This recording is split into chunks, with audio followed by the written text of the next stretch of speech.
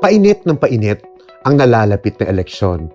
Pero hindi dapat kalimutan na tayo ay nasa gitna pa ng pandemya at may mga nagsusulputang variants ng COVID-19 na posibleng mas malala.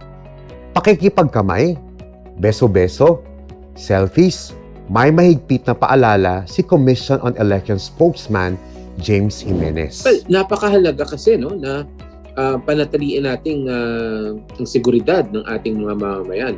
Alam naman natin na during the campaign period, talagang ang posibleng tamaan ng COVID, dahil dito nga sa ongoing na pandemic natin, ay hindi naman yung mga kandidato o yung kanilang mga campaign staff, kundi yung mga taong nag-a-attend sa kanilang mga rally. Kaya napakahalaga na pangalagaan natin ang kanilang kalusugan. And this responsibility falls squarely on the shoulders of the candidates and their campaign teams.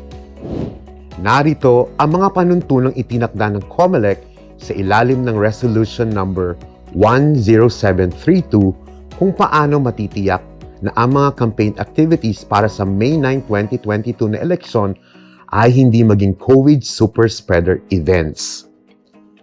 Lahat ng kandidato at kanilang mga campaign support staff ay itinuturing na authorized persons outside of residence or APOR kahit ano paman ang alert level system at kanilang vaccination status.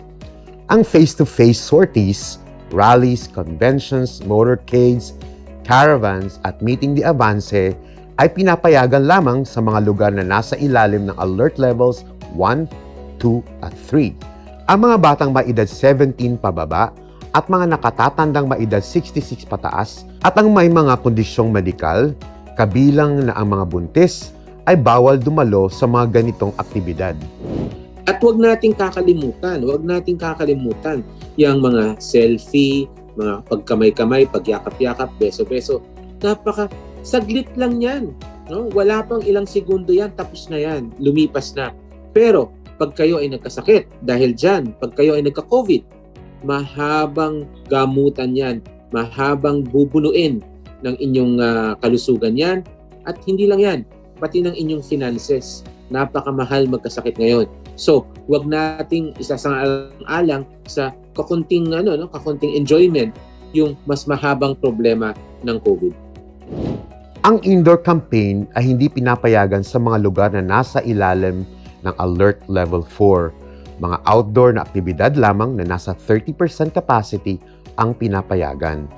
Kahit na anong meeting, convention, rally, motorcade, caravan o meeting de avance ay hindi pinapayagan sa mga lugar na nasa ilalim ng Alert Level 5. Ang mga kandidato o ang kanilang mga campaign support staff ay pinagbabawalang gawin ang mga sumusunod. Huwag pumasok sa pribadong pamamahay habang nagsasagawa ng house-to-house campaign kahit pa pumayag ang may-ari ng bahay. Bawal ang pakipagkamay, pagyakap, beso-beso o kahit na anong physical contact sa kandidato o mga kasama nila at sa publiko. Bawal ang makipag-selfie o pagkuha ng litrato na lalabag sa social distancing protocols. Bawal mamahagi ng pagkain o inumin upang maiwasang magtanggal ng face mask ang mga tao. Ang ating kalusugan at kasiguruhan sa panahon ng pandemya ay nakasalalay sa individual na pananagutan or individual responsibility. Kailangan tayo maging responsible tayo sa sarili nating mga gawa. Kung tayo ay magbibehave in a safe manner, magiging safe tayo lahat. Kung tayo mismo ang lalabag sa mga protocols na itinakda ng ating health authorities, talagang tataas ang tsansa ng infection in our population. So, kailangan doon sa mga botante, doon sa mga nanonood ng mga rally, kayo mismo, magkusa kayo na huwag ninyong gagawin yan. Tandaan, ang paglabag sa mga health protocols sa mga aktibidad na may kinalaman sa eleksyon ay itinuturing na election offense. Ang mga lalabag sa panuntunang itinakda ay nahaharap sa hanggang 6 na taong pagkabilanggo at multa na hindi bababa sa 10,000 piso. Maaari ding mawala ang karapatang bumoto pag ikaw ay nahatulang guilty sa paglabag sa mga protocols. Tunay na mahirap ang pangangampanya para sa eleksyon, pero sa gitna ng patuloy na public health crisis, ito ay higit pang naging masalimuot. Ang mga kandidato, ang kanilang campaign staff, at ang publiko ay marapat na piliin lagi ang kaligtasan at kalusugan una sa lahat. Tandaan, huwag matakot bumoto at bumoto ng tama.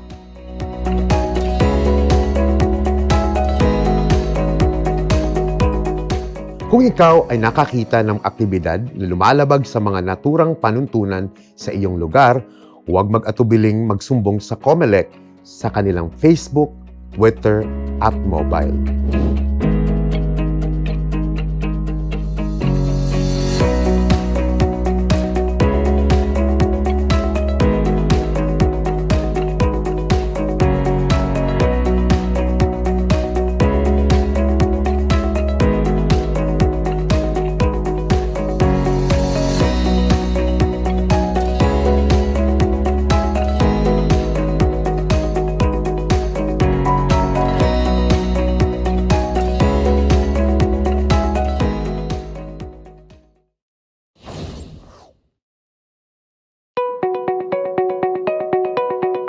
Kada eleksyon, pumipili ang sambayanang Pilipino ng susunod na lider ng bansa, ng taong magtatakda ng plano at polisiya para sa 6 na taon ng ating kinabukasan. Pero ano nga ba ang hinahanap natin sa isang lider? Sa anong mga kwalifikasyon natin titimbangin ang mga kandidatong nanliligaw para sa matamis nating boto? Dapat ang leader natin matapang, walang uurungan. Ang gusto kong kandidato ay yung magaling sumayaw at entertaining. Gusto ko yung matikas, yung magaling magdala ng sarili. Sana yung susunod na presidente mayaman na para hindi na mangurakot. Alam mo bang base sa ating konstitusyon, 5 lang ang kwalifikasyon para sa mga nagnanais tumakbong presidente ng Pilipinas? Una, kailangan natural-born citizen ng Pilipinas. Ikalawa, kailangang rehistradong botante. Ikatlo, marunong bumasa at magsulat. Ika-4, nasa edad na 40 sa araw ng eleksyon. At ika-5, residente ng Pilipinas sa loob ng 10 taon bago ang eleksyon. Simple, hindi ba? Walang itinatakdang kwalifikasyon base sa edukasyon, work experience o kayamanan. Pero simple nga bang tunay ang mga dapat nating hanapin sa susunod na leader ng ating bansa? Ayon kay Commission on Elections spokesperson James Jimenez, marami pa tayong pwede at dapat hanapin. Very basic o payak ang ating requirements. Ibig ba sabihin nito na yan lang ang kailangan nating hanapin? Siyempre hindi. Yan ang tinatawag nating minimum. Pwede kang maghanap ng mas lampas pa dyan. No? Halimbawa, maghanap ka ng taong merong integridad. Gawin mong necessary ingredient yan. Gawin mong kalakip yan ng pagpili mo kung sino magiging pangulo. Kailangan may integridad, kailangan may kakayanan, kailangan magaling, kailangan matalino, at kailangan nagsasabi ng katotohanan sa bayan. Kasi ang pipiliin natin ay hindi lang basta-bastang tao. Leader natin ang pipiliin natin. Leader natin na bibigyan natin ng napakalaking kapangyarihan. Kapangyarihan over our lives, over our livelihoods, over our country. So, bagaman maliit or payak lamang ang requirements ng konstitusyon, kailangan tayo bilang botante, pag boboto na tayo, kailangan medyo mas mataas naman ang standards natin. Tunay na marami tayong dapat hanapin na katangian sa susunod na leader ng bayan. Ngayon, higit kailanman, kailangan nating maging mapanuri. Sa tingin ko bilang botante, kailangan maging mas mapanuri tayo dahil hindi biro ang halalan. Hindi biro ang hinihingi sa atin ng mga kandidatong yan. Gusto nila maging leader natin. Gusto nila magkaroon ng kapangyarihan sa ating kabuhayan, sa ating buhay, sa ating bansa. At dahil dyan, kailangan natin maging mapanuri. Kung jowa mo nga lang pinadadaan mo sa butas ng karayom bago mo sagutin, paano pa kaya yung mga elected leaders natin na may tunay na kapangyarihan sa iyo? Sabi nga ni Director Jimenez, kung kinikilatis nating maigi ang isang potensyal na jowa bago ibigay ang matamis nating oo, mas lalong higit na dapat nating kilatisin ang mga nanliligaw para sa makapangyarihan nating boto. Hindi pa kami pwedeng bumoto. Kaya sana pumili kayo ng tama para sa aming kinabukasan. Tandaan, huwag matakot bumoto at bumoto ng tama.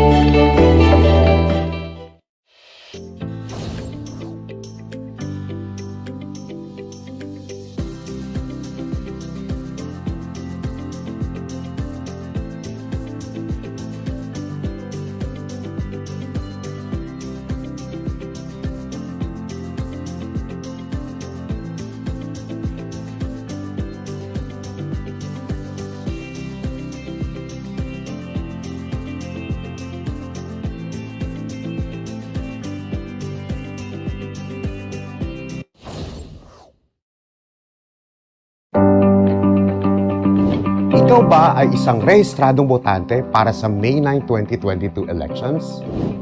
Narito ang 12 bagay na hindi mo dapat gawin bago, sa araw mismo at pagkatapos ng eleksyon batay sa Omnibus Election Code at sa mga panuntunan ng Commission on Elections.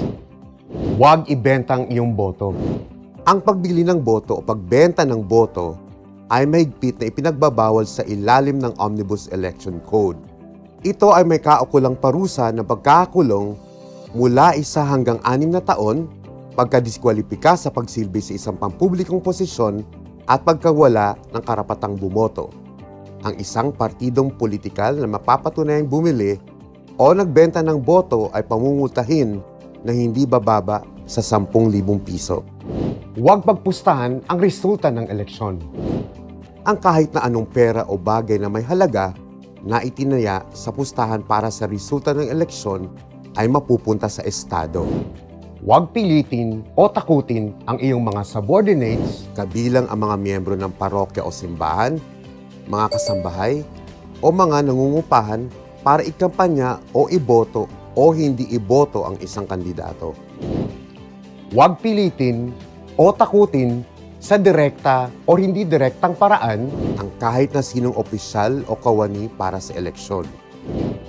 Huwag magdala ng baril sa labas ng iyong bahay o lugar ng trabaho. Kahit na ikaw ang may permit to carry, kailangan mo pa rin ng sulat mula sa COMELEC na nagsasaad na ikaw ay maaaring magbitbit ng baril sa labas.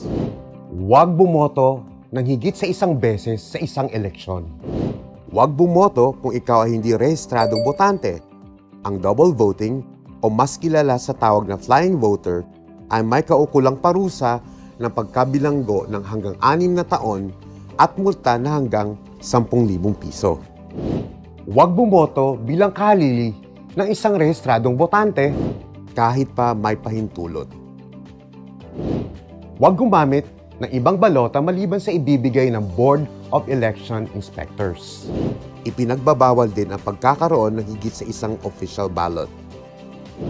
Huwag pikturan ang iyong balota. Hindi rin pinapayagan ang mag-selfie kasama ng iyong balota.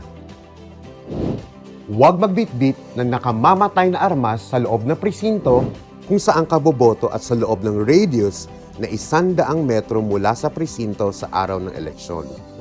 Huwag magbenta, mag-alok, bumili, maghain, o kumuha ng alak at iba pang nakakalasing ng inumin isang araw bago ang eleksyon at sa mismong araw ng eleksyon. Ang mga hotels at establishmento lamang na pinapayagan ng Department of Tourism na magsilbi ng alak sa mga dayuhang turista ang maaaring di masaklawan ng liquor ban.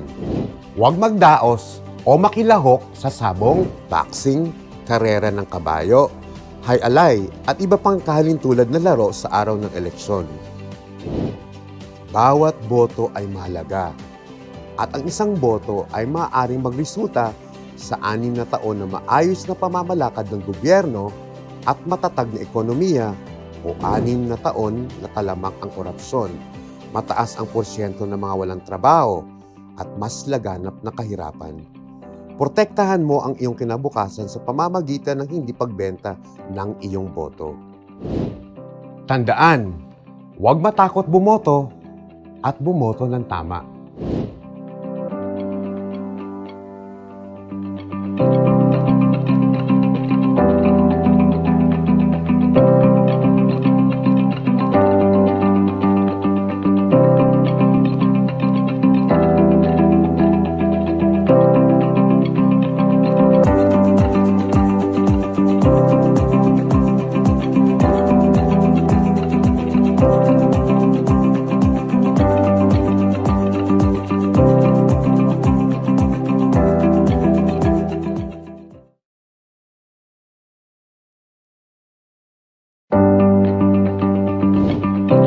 Rehistradong botante ka ba para sa May 9, 2022 nga eleksyon?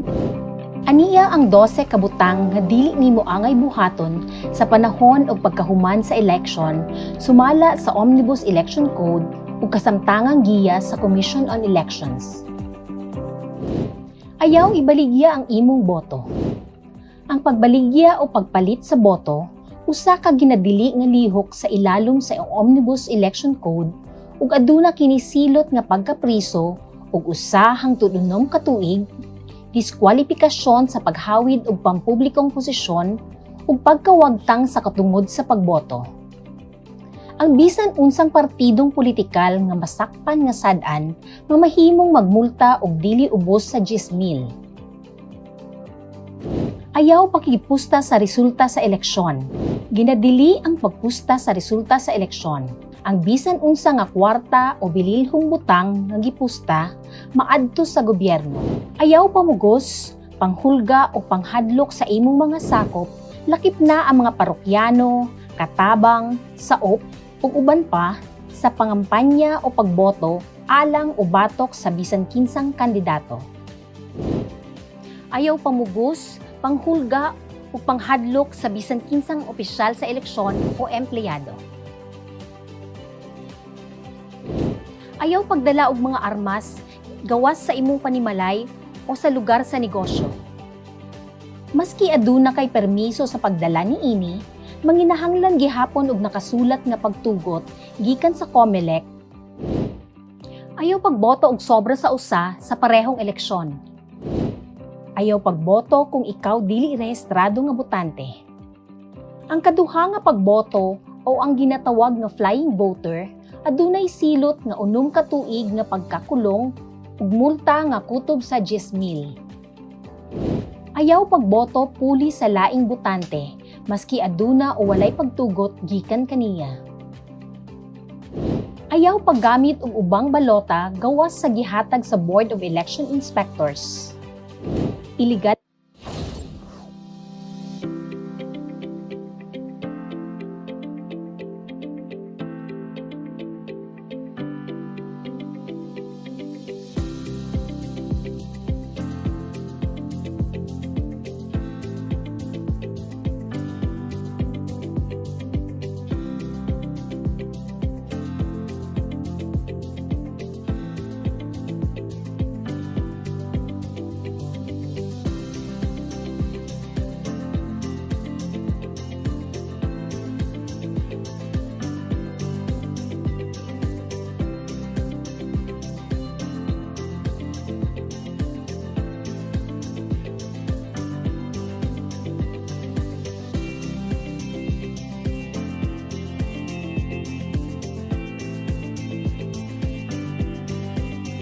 ka-opisyal nga balota. Ayaw pagkuha og litrato sa imong gisulatan nga balota. Ayaw usab pagkuha og selfie kauban ang imong gisulatang balota. Ayaw pagdala og makamatay nga hinagiban sa presinto. Kung diin magboto ug sulod sa 100 ka metros sa adlaw sa eleksyon. Ayaw pagbaligya, pagtanyag, pagpalit, pag-alagad o pag-inom og makahibog nga ilimnon. Usa ka adlaw bag-o ang eleksyon o sa mismong adlaw sa eleksyon. Walay labot sa liquor ban ang mga hotel o ubang establisemento nga gitugutan sa Department of Tourism nga mag-alagad sa mga langyaw nga turista. Ayaw pag-apil o pag-organisa og mga sabong, boxing, lumba sa kabayo, hayalay o maski unsang kaparehong dula sa adlaw sa eleksyon. Ang matag boto importante, ug ang usa ka boto mamahimo og kalainan sa 6 ka tuig nga maayong pagdumala, kalambuan sa ekonomiya, o 6 ka tuig nga pagkaylap sa korupsyon, mas taas nga datos sa kawalay trabaho ug pagsamot sa kalisod. Protektahi ang imong kaugmaon pinaagi sa dili pagbaligya sa imong boto. Hinumdumi, ayaw kahadlok sa pagboto ug pagboto nga maalamon.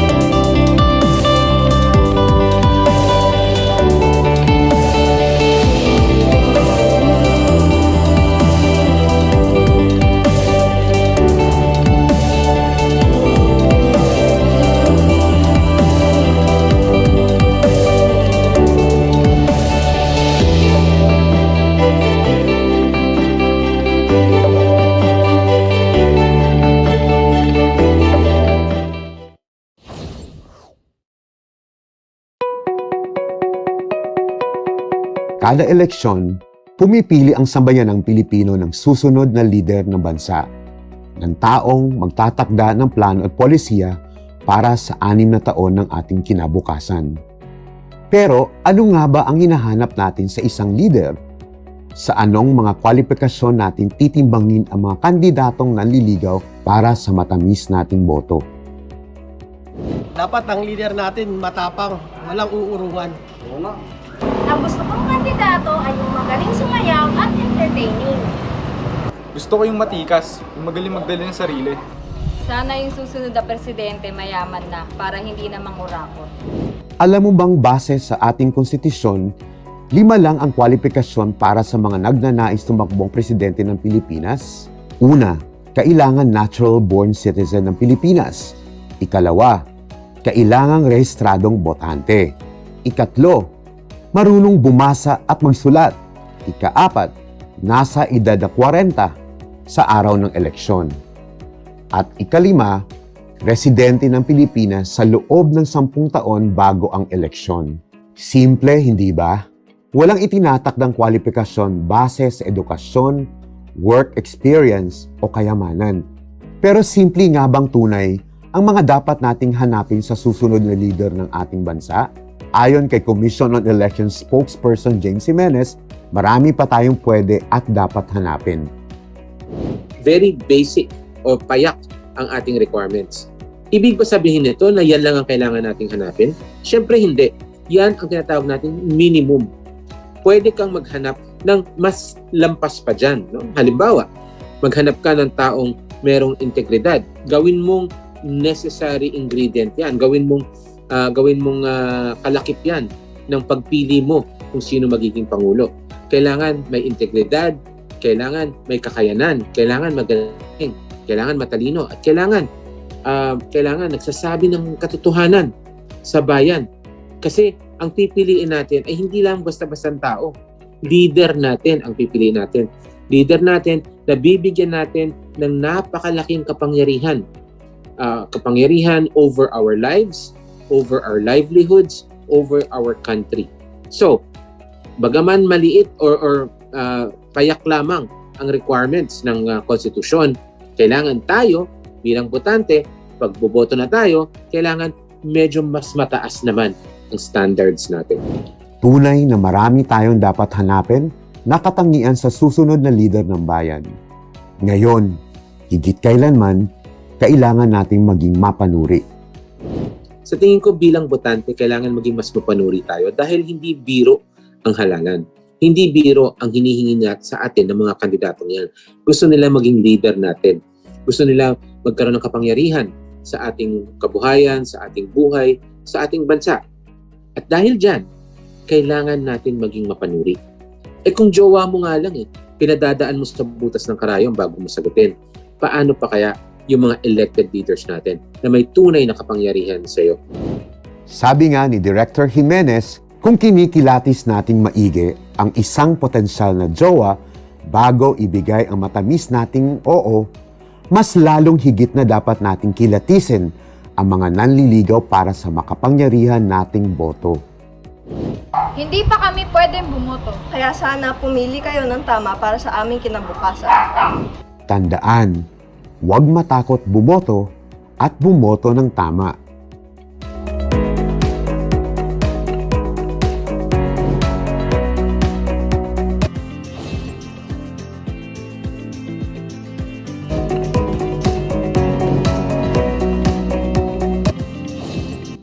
Ayun. Magandang hapon po sa inyong lahat. Hello, Antique. Good afternoon to you, University of Antique. Maraming salamat po.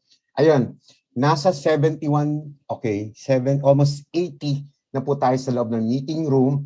I was told that the others will be watching via FB streaming kasi medyo baka may problema daw sa connection nila. So, itong 80, at least 80, a lot of them already in the meeting. I would thank you so much, University of Antique, for saying yes to our invitation to be a partner in this Visayas leg.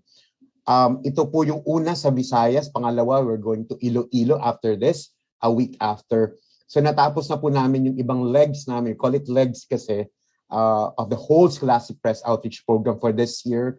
At nag-iiba po ang aming topic ngayon is basically, ang reference niya po dito ay yung study na i-discuss ng isang professor ng University of Santo Tomas. Last year, iba po yung topic namin, was all about media and information literacy. At ito din may kinalaman sa MIL din. At meron din kinalaman sa darating na eleksyon natin. Kung paano nga ba ang ating mga mamahayag, yung challenges na pinagdadaanan at pinagdaanan nila itong pandemic na ito. So, Joyce, siguro umpisa natin with some prayers. Okay. If you want, you can turn on your cameras, your videos, so we can see all your faces before we start the program. And let us put ourselves in the presence of God, Almighty Father, Lord Jesus Christ. We thank you for this day. We thank you for this opportunity to convene and gather ourselves for another significant activity by the Philippine Press Institute in cooperation with University of Antique, supported by Seidel Foundation. Lord, we ask for your guidance and protection and divine healing for all of us as we get through this pandemic. Lord, sana po bigyan mo kami ng lakas ng loob at ng kakayanan at ng wisdom para po gawin pa ng maigi ang aming trabaho. Hindi lamang sa trabaho namin, sa opisina, kung nasaan man, pero yung aming ginagalawan sa community namin. Nawa po ay maging makabuluhan ang aming diskusyon at makapulutang aral po ng aming mga participants at ng buong publiko na nanonood ngayon. We ask this in the name of Jesus Christ and the glory of Almighty Father forever and ever. Amen. Good afternoon, maayong hapon, no? Maayong hapon sa inyo pong lahat. Okay, tingnan natin yung mga faces ninyo. University of Antique, shout out. Maraming salamat sa inyo. Ngayon, mag-group class picture muna tayo, Joyce. Yung isa nakakalimutan natin. Although, yung tech team naman natin every now and then kumukuha sila ng picture. Pero we want to see all of your faces kasi... Habang fresh pa. Oo, fresh pa. As fresh as Joyce. Pero, if I can remember it right talaga, Joyce, we've never been to Antique for any training program face-to-face. Parang Sana, wala. ito na yung hudyat, magandang hudyat. Next time, Sana po, makipag-coordinate tayo sa University of Antique for any program, whether it's Scholastic or any other activity na hopefully in the future.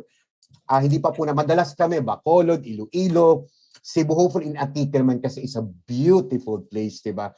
So ayun, nakikita natin ang ating Tatay Ben, diba? Si Tatay Ben ang next leg dyan sa Luzon. Pero he's trying to get the feel already of the center pag ilang beses niya na to. And of course, our resource person, si Prof. Ipe, sila Weng, sino pa, Joyce, sila... ang ating journalist ngayon. Oo. At sila, of course, sila Carol, sa Seidel Foundation. Thank you very much, Seidel Foundation. Siyempre, profuse yung gratitude natin sa Seidel Foundation. Malay mo, Joyce, maisipan ng Seidel Foundation next year, pupuntahin tayo ng Antique, di ba? In all the other places. Oo, face-to-face na.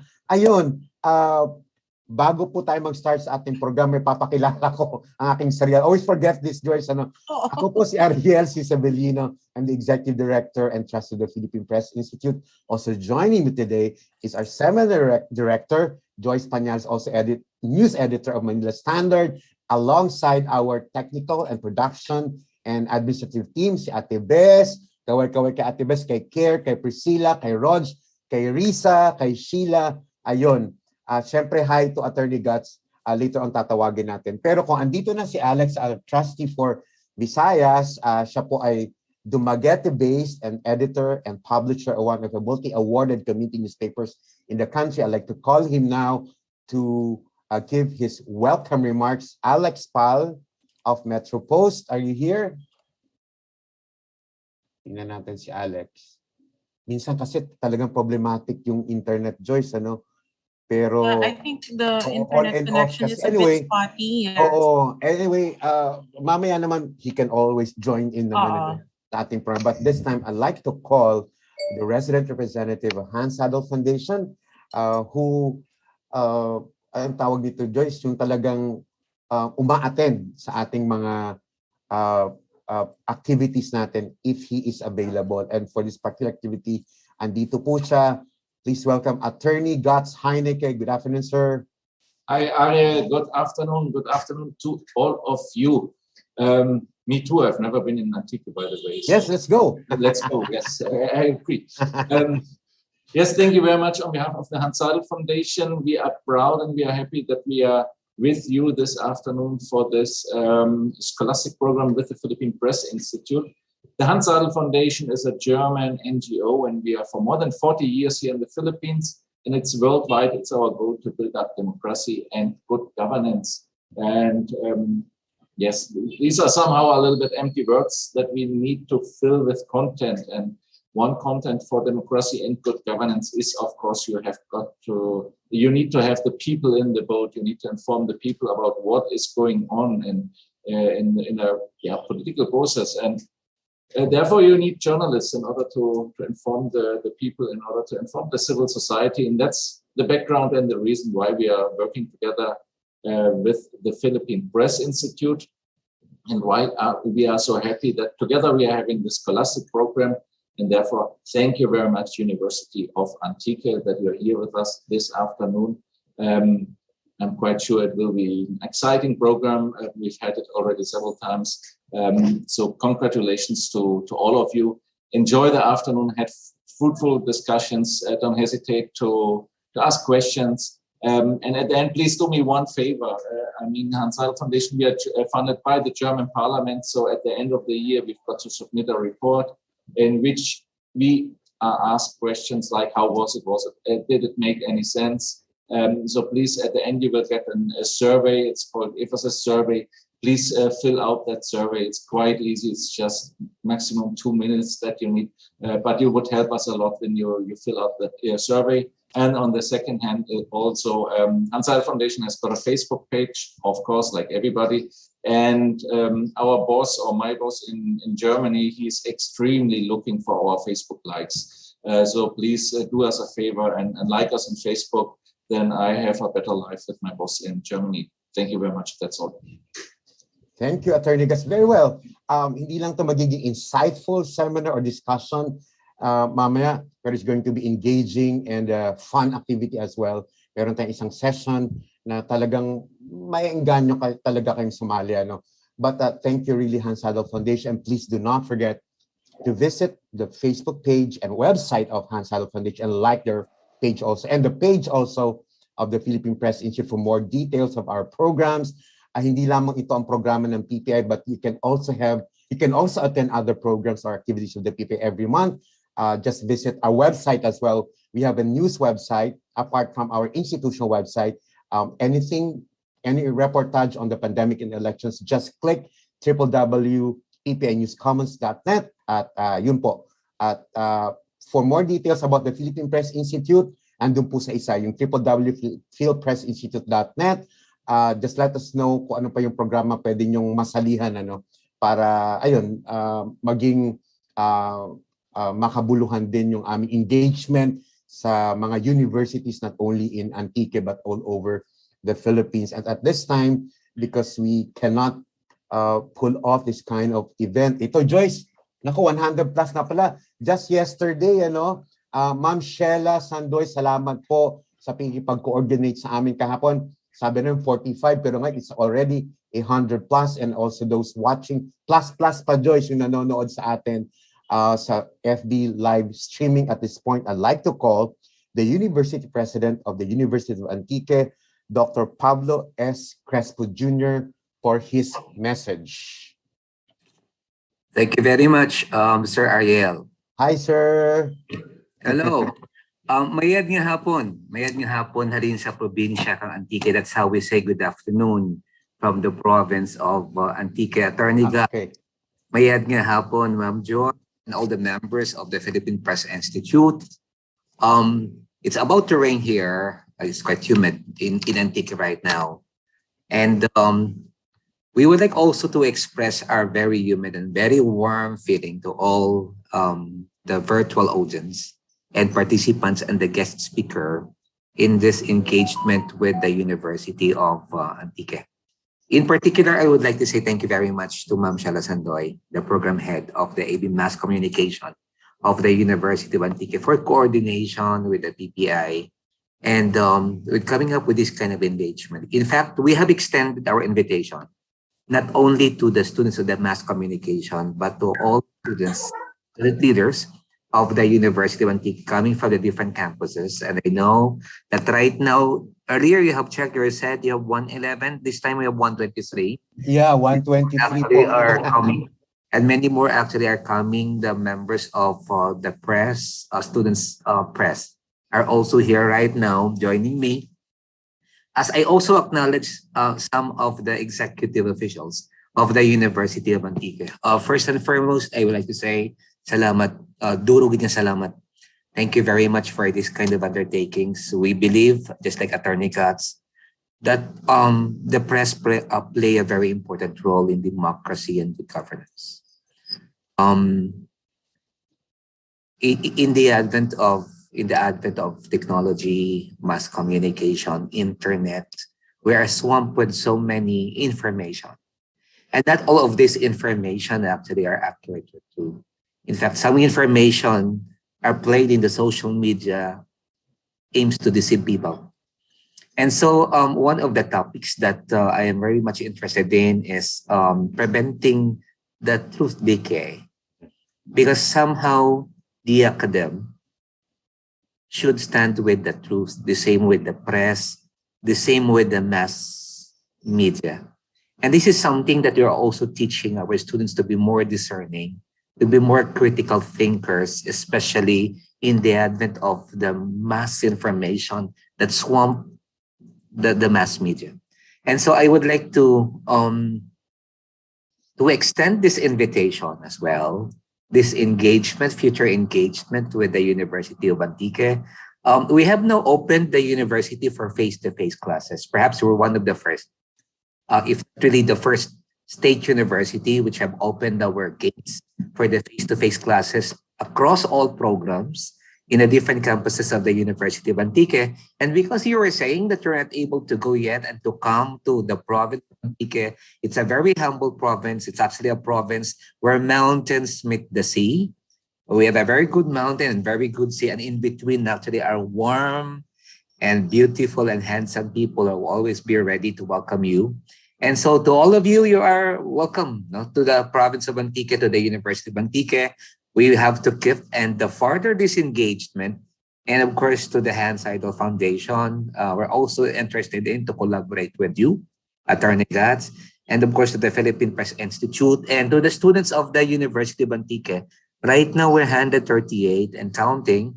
To the students of the University of Antique, student leaders, this actually is a holiday in our region, in Panay.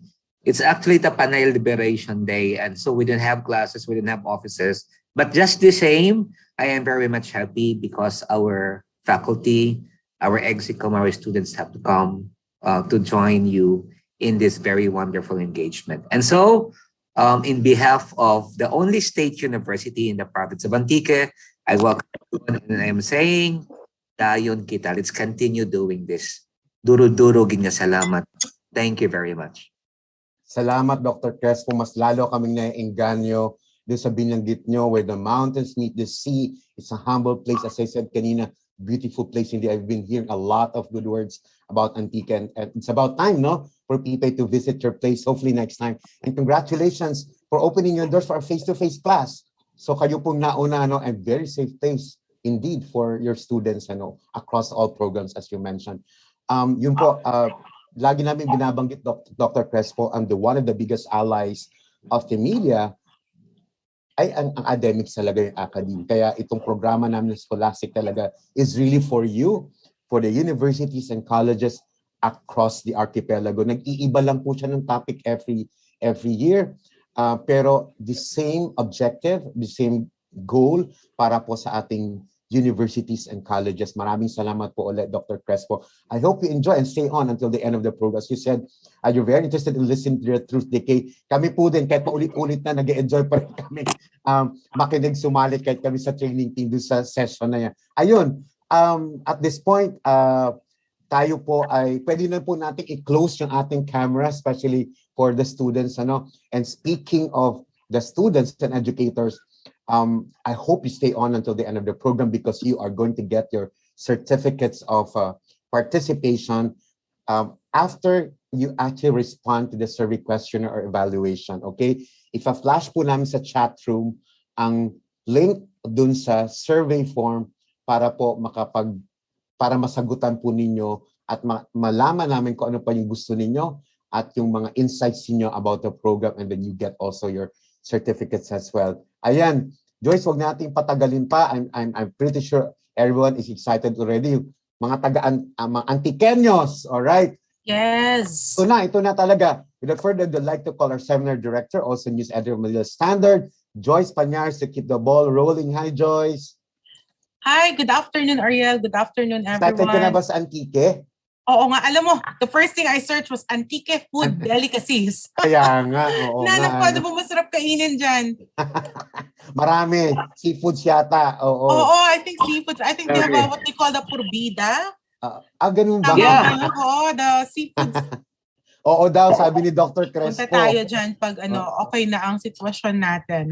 Yun. Sige, Joyce, thank you. The floor is yours. Okay, so before I start with our introducing our speakers, may nagtatanong lang sa chat box kasi kung saan yung FB Live link natin. Apparently, some students who could not join Zoom want to join our FB Live. So I put it there sa ating chat box. Just go to www.facebook.com/PhilPressInstitute, and then you can find already the live stream of our discussion today. Or pwede silang pumunta sa Facebook page mismo ng Philippine Press Institute. Yes, diba? Pwede.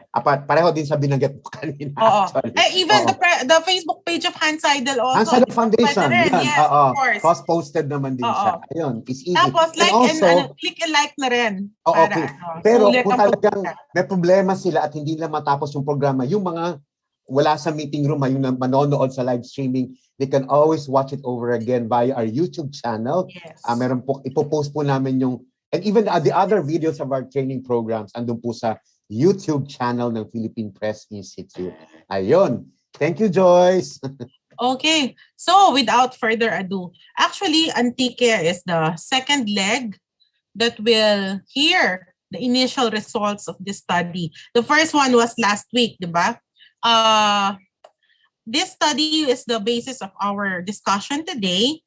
And it will be presented by Professor Felipe Salvosa II, the Vice President of JSAP and the Journalism Program Head of the University of Santo Tomas. He will be discussing reporting in the time of the new normal, journalism amid the COVID-19 pandemic. Prof. Ipe, good afternoon. Good afternoon, Joyce and Ariel. I hope you can hear me and see me clearly. Yes, loud and clear. So I would like to share my my slides, no? Please, Prof. Sige po. So bago ko simulan yung aking maiksi lamang na presentation, siguro I would like to make some sort of a pasakalya, no? So yung mga findings natin dito, siguro it might tend to discourage some from going into the profession of journalism. Pero para sa akin, we should treat this as important knowledge or context about the profession. It doesn't mean na the situation is always like this, no? It is always with the hope that we can do something for the better, no? And improve the profession, no? We always strive for process improvement and self-improvement, no? Like any other profession, no? Yung namang aming topic is the research topic of many other researchers. However, the difference is that we have a combined quantitative and qualitative methodology, and that this is being done as part of a global network of journalism researchers looking at COVID and risk situations in general and its impact on journalism. So that is why I put here the name of my Malaysian co-researcher, Dr. Sarah Chinasamy, who is our regional coordinator. No? So just to tell you a little bit more about the network. No? So This study is being conducted, as part of the Global Risk Journalism Hub. Our website is here. You might want to visit it for more information. So it's a network of more than 60 researchers from 8 regions, composed of journalism educators and practitioners from around the world. And our goal is to investigate the news reporting of globalized crisis issues, and of course the profession of journalism itself. Okay, so we want to inspire collaborative projects, that transcend national boundaries, opening up new spaces for dialogue and debate regarding how best to improve the quality of journalism in the public interest within the dimensions of globalized digital data ecosystems. So the entire network of 60 researchers is led by um, a scholar, Dr. Ingrid Volkmer, who is the director of the International Digital Policy Lab based in Australia. So in our regional group, which is led by Dr. Chinasamy, so we have members from India, Nepal, and Thailand, as well as from the Philippines. Now, from the Philippines, it's myself and a colleague in UST, Christian Esguerra, who's also with the ABS-CBN News Channel. So, as I said, the study has 2 tracks. So we conducted a snapshot survey in Q1 of 2021, and the majority of this presentation is about the results of that snapshot survey. Of course, this is the Philippines, so we will present the Philippine results. But where data is available, we would like to compare it with the regional results, which were graciously shared to us by Dr. Chinasamy. Okay. Now the next track is an ongoing track, consisting of qualitative interviews, and we expect to wrap it up by the end of the first quarter of 2022. So anong goals ng snapshot survey? So it was an online survey, and we wanted to look at the challenges faced by journalists in covering the pandemic.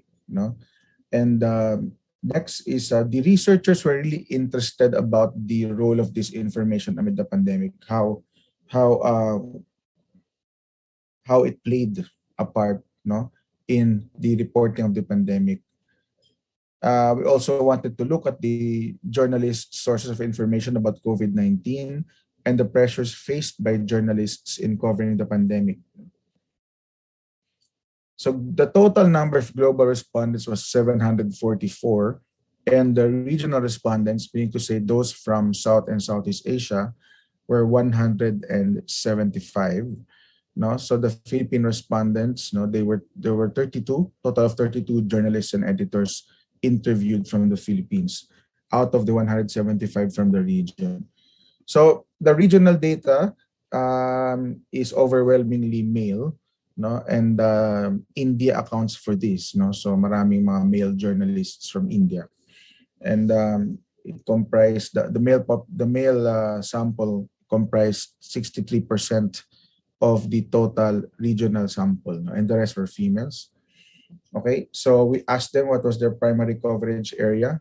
So 84 of those whom we interviewed were covering at the national level, and the rest were covering local, regional, or international, and others. Okay, so ano bang profile ng mga in-interview namin, ng mga sinurvey pala namin rather. So looking at this pie, pinakamarami yung mga nagpa-publish sa mga internet, online, or digital platforms. For example, mga web portals, aggregators, blogs, websites, social media platforms. 41% sila. But if you add the legacy media, meaning to say TV, print media, and radio, marami pa rin sila. So mas marami pa rin sila doon sa mga digital portals. Okay. And then more than half of the regional respondents were journalists or reporters. Meaning to say, these are the people who are deployed to the field. And then a fifth would be editors or people assigned to the desk. And then others had no specific answer, no position specified, or were part of management. Okay, we saw that 90% of our respondents wrote about COVID-19, so we can say that they're familiar with the issue. Okay, we asked them how they felt about the reporting assignments related to COVID-19. And dito sa statement na to, above the pie chart, 8 out of 10 expressed agreement or strong agreement. Now, meaning to say, 8 out of 10 reporters felt that the COVID coverage really was challenging. And we can see that the responses to the succeeding question provide more context to that response. Nearly 7 out of 10 felt exposed to COVID. When we asked them to answer the survey last year, there was agreement or strong agreement to that statement, whether they felt personally exposed to COVID. And then almost a similar proportion knew of at least one colleague who had COVID.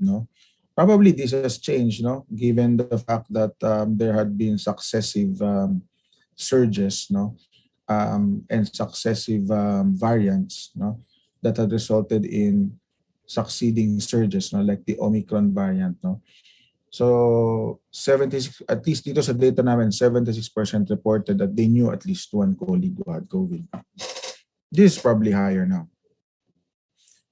Okay, we asked them whether there was health protection equipment given by the office. And we asked this question even if they were freelancers, because the organization they're providing content to has some responsibility to protect their journalists. So, and then we found that we found only 37% agreement, or strong agreement with this statement.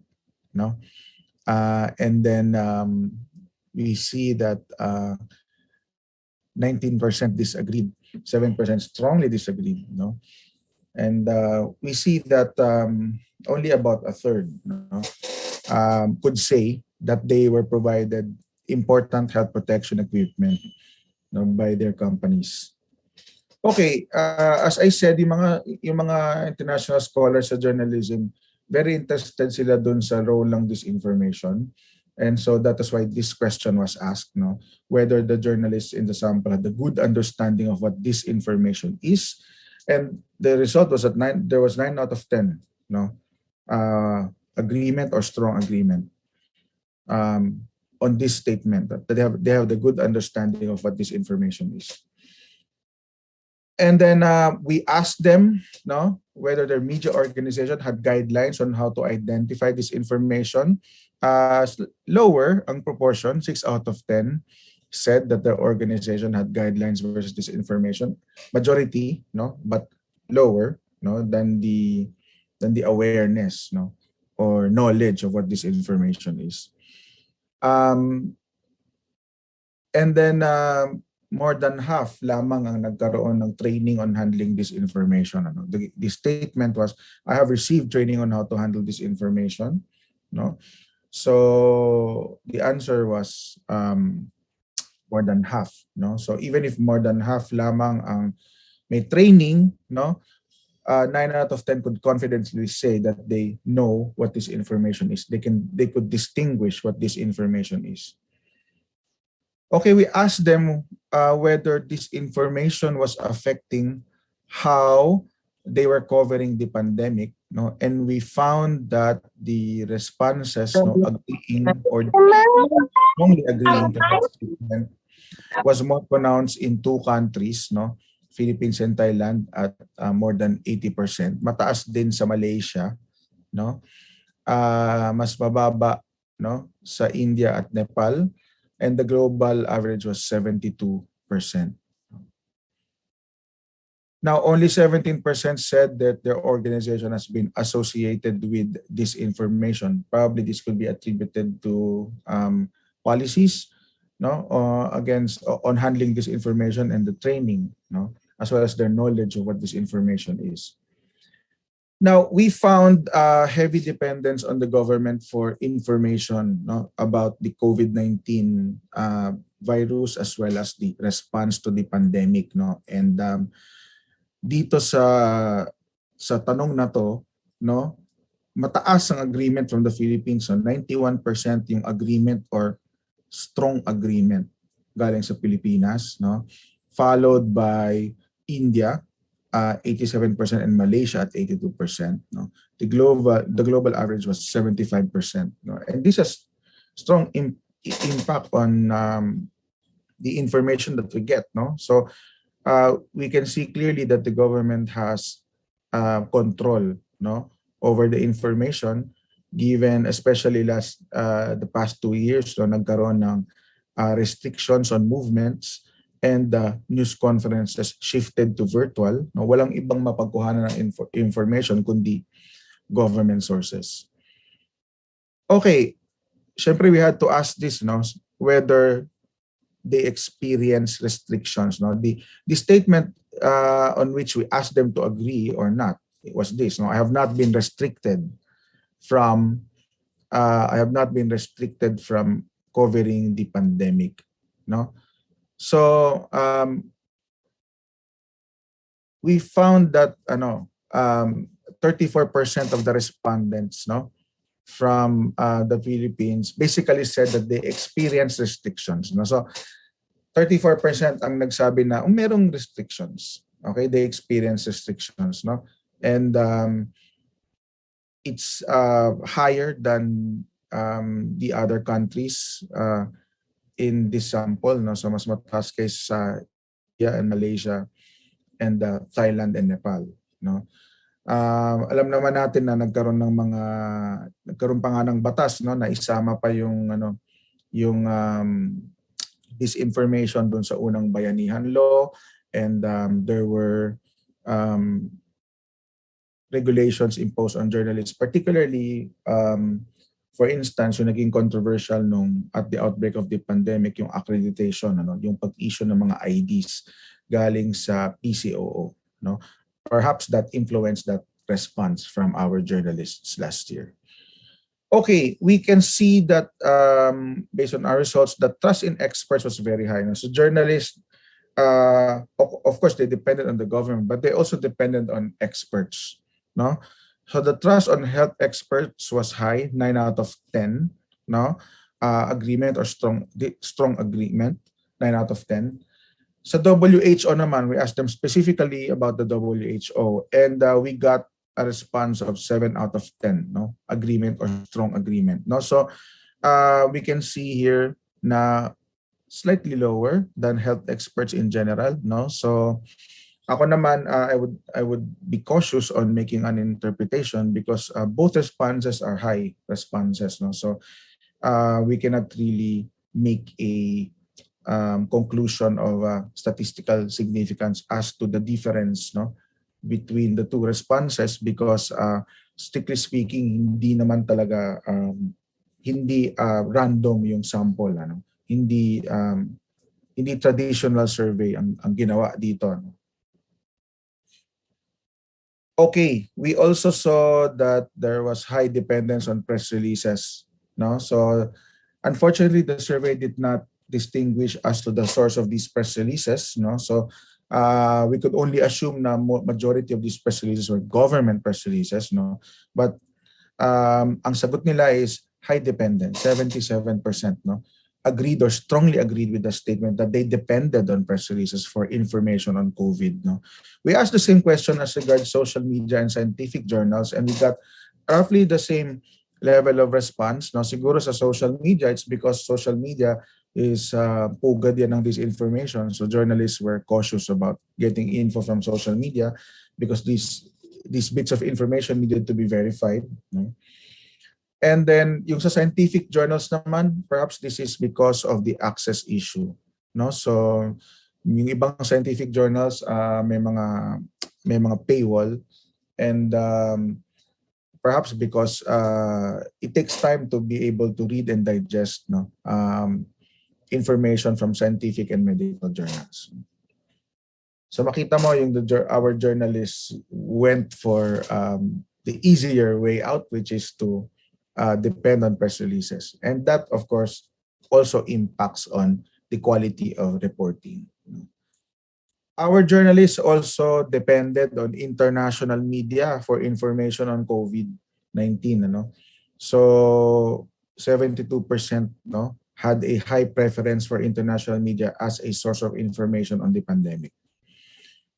Okay, dito naman sa tanong na to, we asked them whether they interviewed marginalized sources. So our regional group interpreted it this way, that there was some sort of a balancing act made by journalists, given the fact that they were too dependent on government and experts. They tried to balance the coverage by interviewing marginalized sources. Of course, hindi lahat ginawa yon. But in the Philippines, the response was the highest at 66%, followed by India at 60%, and Thailand at 55%. We can see that in the Philippines, yung mga journalists, they really, especially at the height of the lockdowns, one good thing that happened there was they did not ignore the voices of the ordinary commuter, the ordinary service industry worker, yung mga educators, students, parents who were affected by the COVID restrictions, mobility restrictions. Okay, tinanong namin if there was no government pressure not to publish information, and we found that in the Philippines, 84% said there was none. Pero we cannot ignore the smaller proportion that said yes. So we can say that there's some evidence of subtle pressure on the publication of information coming from the government. In other countries like Malaysia, mas mataas. Malaysia, 45% said yes. India, 32% said yes. And then in Nepal, 26% said yes. There's a big proportion of no answer, perhaps because this was a sensitive topic in Nepal. Okay. Now, 6 out of 10 journalists feared that their organization would experience financial stress. Now, we asked them whether they felt that their news organization was going to experience financial difficulties. This was at par with the global response of 63%. Pero sa Pilipinas, the fear of financial stress was strongest in the Philippines at 81%. While the others were at par with the global average. And we can see na in the Philippines, and as attested by the PPI itself at the beginning of the pandemic, marami mga community papers ang nag-scale down ng operations, nag-lay off ng ilang mga employees nila, or altogether nagsara. And of course, this was exacerbated by the government's decision to shut down the country's biggest network, ABS-CBN, at the height of the pandemic. And the absence of ABS-CBN was, of course, felt in many places in the country where only ABS-CBN was the clearest signal. So, based on our quantitative results, now we formulated some what we call the emerging themes from the region. Certainly throughout the Philippines as well. So, first, challenging COVID coverage. Most journalists viewed COVID-19 news coverage as challenging as they felt exposed to the pandemic and knew of at least one colleague who was infected. More than a third said they did not have protective gear when they covered COVID-19 out in the field. We found that there was a high understanding of what this information is, and most journalists believe this information is affecting news coverage, but their news organizations are not likely associated with spreading this information on COVID. Naging maingat ang mga journalists. Next, there was a very high dependence on government information and press releases, and high trust on health experts and the WHO. And then, as we said earlier, majority of journalists try to balance coverage by interviewing marginalized sources. We also found evidence of government pressure, subtle government pressure in some countries, and majority of journalists feared that their news organizations would experience financial difficulties.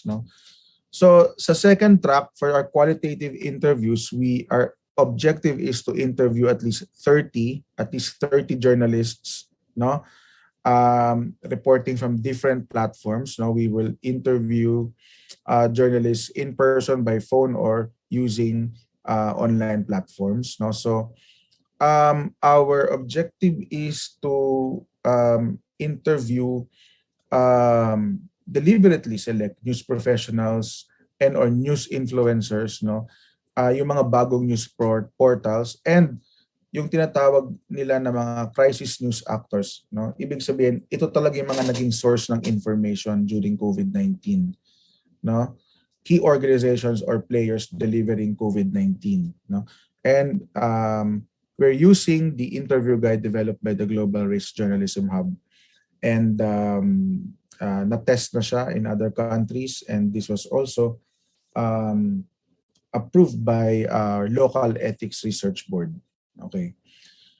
So we aim to ensure geographical representation, meaning to say we will select key news outlets, not just from Metro Manila, but also Luzon, Visayas, Mindanao, PPI members as well, no? And there will be representation across platforms, print, online, TV, radio. We will also endeavor to ensure gender representation. Hindi pwedeng puro lalaki, hindi pwedeng puro babae. Kailangan mayroong gender representation. Okay, so we will do a thematic analysis after our qualitative track. Okay, and then based on themes, no, we will draw up broader themes on the research topic as we write the narrative of the entire study. So we have interviewed, we have done initial interviews, no, and I'm happy to share some of the findings that we have obtained from our initial interviews, no. As for the key issues, we asked the journalists, no, ano ba yung mga key issues for you, no? We asked for their perception of what were the key issues during the COVID-19 pandemic. Sa Pilipinas, no, I'm only offering here the Philippine results, no. Wala pa kasi yung other countries in the region. But as far as the Philippines is concerned, no, yung mga interviews natin of local journalists, ito yung mga lumabas, no. So the perception among local journalists, Filipino journalists, was the government response was poor. Okay, and then they were aware of the economic difficulties, no, that happened due to mobility restrictions, no. The journalists were also critical of the slow vaccination rollout. Okay, and then most journalists, no, if not all journalists, actually expressed disappointment that press conferences continue to be virtual, mostly virtual, no, because of issues, no, that some of them I will mention in the next slide, no. And then you know, lumabas din to sa mga initial interviews namin, ano. So the cost of RT-PCR testing is very controversial because this tends to discourage journalists from covering, no, especially if RT-PCR testing or even antigen testing is required by government agencies prior to admitting journalists. Okay, so yung Global Risk Journalism Hub, tinanong yung mga journalists kung sa tingin nyo ba the global scope of the crisis influence your work. Ang sagot ng mga reporters sa atin, mga editors, is admittedly coverage was mostly focused on local angles due to the local audience, no. But coverage touched on global issues when it came to vaccine rollout, no. So syempre pinag-usapan na dyan ng vaccine efficacy, ang vaccine equity, no, among other issues, no. So yun ang global aspect of the crisis for them. Yung aming initial interviews confirmed the findings now of the perception of heavy dependence on government sources, including the of course, mostly the IATF and the NTF, National Task Force, no. We asked them kung paano ang naging role ng internet at social media sa inyong coverage, no. Karamihan sa mga initial na interview namin, usually ang research lang nila ay na-confine sa Google searches, no, to try to verify things, no, that they have encountered in the course of their coverage. Hindi ganun kalalim yung research, no. Okay, we asked them of their perception of the level of misinformation at maraming nagsabi na mataas ang level of misinformation and fake news, especially regarding vaccines. And pwede na rin nating banggitin dyan yung mga treatments na in-offer nung nakaraan, no? Kagaya nung gamot para doon sa mga kabayo, no? na inoffer ng ilang mga politiko. Okay. As regards legitimacy, no, of sources, our initial interviews yielded this. No, there was more trust on health experts than on the president and political appointees and military people overseeing the response. I'm not saying na wala silang tiwala doon sa ibang mga officials na nabanggit, pero mas may tiwala sila doon sa mga health experts, no, rather than the others who are also controlling the microphone during these virtual news conferences. Okay, regarding the risks and the potential risks that they face, no, journalists expressed fear of going out to cover and bring COVID-19 to their homes, no, to their families, no. And thus, marami sa mga journalists, they have gotten used to working from home, but no, they are willing to go out for major news coverage. Okay, so mukhang nasasanay na sa work from home yung mga journalists. No? And then we saw some sort of a gap between city and provincial journalists. No, si Ms. Julie Alipara will be talking about this later, no, mamaya when she gives her presentation. Ano. Pero yung sinasabi din ni Ms. Julie doon sa mga nakaraan naming scholastic fora, lumabas din doon sa mga initial interviews namin. Ano, yung mga city journalists, sanay na sanay sa virtual news conferences. Yun naman mga provincial journalists, ayaw nila or they still prefer face-to-face contact, no, with their sources. No? Perhaps siguro owing to the difference between the level of implementation or severity of the COVID-19 mobility restrictions. No? So I would like to end here, and I hope to be able to engage with you later when we begin to ask questions. No? So maraming salamat po for your time, and I hope to see you again in our future fora. Thank you, Prof. Ipe. Alam mo, sobrang na-appreciate talaga namin how you, from time to time, update also the PowerPoint as the study progresses. So maswerte po yung mga estudyante natin today because you're getting the initial results of the qualitative part of the survey. Ang daming interesting points that Prof. Ipe raised about how, RT-PCR requirement was a challenge for journalists. Alam mo ako, twice I had to undergo antigen just to be able to interview. Yes. At talagang naiyak ako, ang sakit. Hindi siya yung, tapos hindi pa nila in-announce beforehand. Doon ako na bad trip. Para pagdating mo doon, doon mo nilang malalaman na, kailangan mo pala magpa-antigen test. Tapos ang dami pala niyang considerations. Like, kung nag-positive ka, nakakahiya. Alam ng lahat ng tao na, si Joyce, hindi nakapag-interview kasi positive. Malaman lang privacy sa part mo. So, ayun, ang dami po naging challenges talaga ng ating mga journalists during this pandemic. But, as Prof. Ipe said, we want also to hear from boots on the ground, diba? From our community journalists, kung ano ba talaga ang experience nila and how did they pivot to survive and thrive. Kasi sabi nga ni Prof. Ipe sa study niya, parang may konting disparity sa the way community journalists responded to the pandemic and city journalists responded, especially where Zoom press conferences are concerned, etc. So for this Visayas leg, we are very fortunate to be joined by Mr. Joseph Bernard Marzan. He is a senior reporter of the Daily Guardian, and he will be discussing the Ilonggo media amid the pandemic. Hello, Joseph. Good afternoon. Hello, good afternoon, Ma'am Joyce. Good afternoon, Sir Ariel. Good afternoon, Sir Ipe. And also good afternoon to my editor, Sir Francis, who's also joining us later. I won't have any PowerPoint presentation, pero also hi gali sa mga pamatanon ta from the University of Antique. Balaan naton nga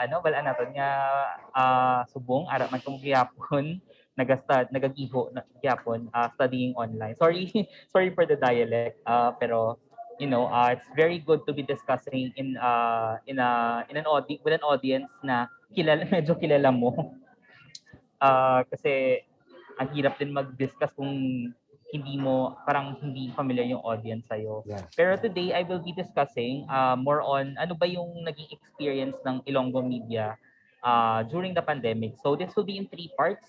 First, during the start of the pandemic. Next is what came after that, mga between May 2020 to May 2020 until February 2022. And the last part is where we are now. So first part natin is during the start of the pandemic. So ako, actually, very short story lang on how I got here. One of the reasons why I applied for this job actually was because of the pandemic as well. My family has a business which deals with trade, and given the Chinese market is one of the biggest markets for trade, February pa lang naapektuhan na sila. And back then I was just a law student at University of San Agustin, who committed na hindi ako magtatrabaho dahil gusto ko mag-focus sa pag-aaral ko. Pero given the circumstances of the pandemic, I started applying for many jobs. For a month, hindi ko alam kung anong gagawin ko dahil wala nang masyadong allowance na binibigay sa akin. Yung tuition ko, sakto lang na binabayaran. So ngayon, ang nangyari, and I'm using Tagalog just for the for the people in the other parts of the country. So what happened to me was I think it was just a few days before there was an actual ECQ declared in Iloilo that I got a text message from the general manager of Daily Guardian, and I was told to have an interview. So, and the rest is now history. I'm already at this point. So my first day, I do remember my first day at work definitely was a very memorable one kasi yun yung araw na dineclare ng ECQ sa city and province of Iloilo. So, kami biglang may mga emergency meetings, may mga ano ba yung gagawin namin. So doon talaga, we have learned to adjust. Natuto kami mag-adjust sa ganung situation. I mean, the only normal day I have ever had without wearing a mask and not following minimum public health standards was my first day at work. Kasi after that, we started having to wear masks. We started having to wash our hands sa mga entrances. We started having to bring our own alcohol.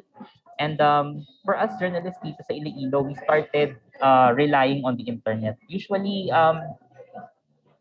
kasi pag yung mga community press, kagaya nung sa amin, digital was like parang 50-50 lang yun eh. 50% print and 50% digital. For sa broadcast, 50% broadcast, 50% digital, ganun. So ngayon, we have learned to heavily rely on digital. Pero nung mga time na yon, from March to May, sa amin sa Daily Guardian, hindi kami nag-print ng newspaper. Yung mga pinapakita namin na mga cover ng issues namin are all digitally made. Wala kayong mahanap na print namin at around that span of time. So we only revived our print operations back in May. And heavily relying on since we are a newspaper, we heavily relied on circulation and advertising. So yung digital din namin, nakita namin na nag-shift na yung mga may mga advertisements na kami kasama nung mga just in and breaking news namin na social media cards. Dati walang ganun, pero ngayon because we had to adapt. So ganun yung nangyari. Ako naman, work from home lang talaga yung nangyari sa akin for a very long period of time. Pero there were times na I had to go out, especially yung kung kailangan talaga na yung mahina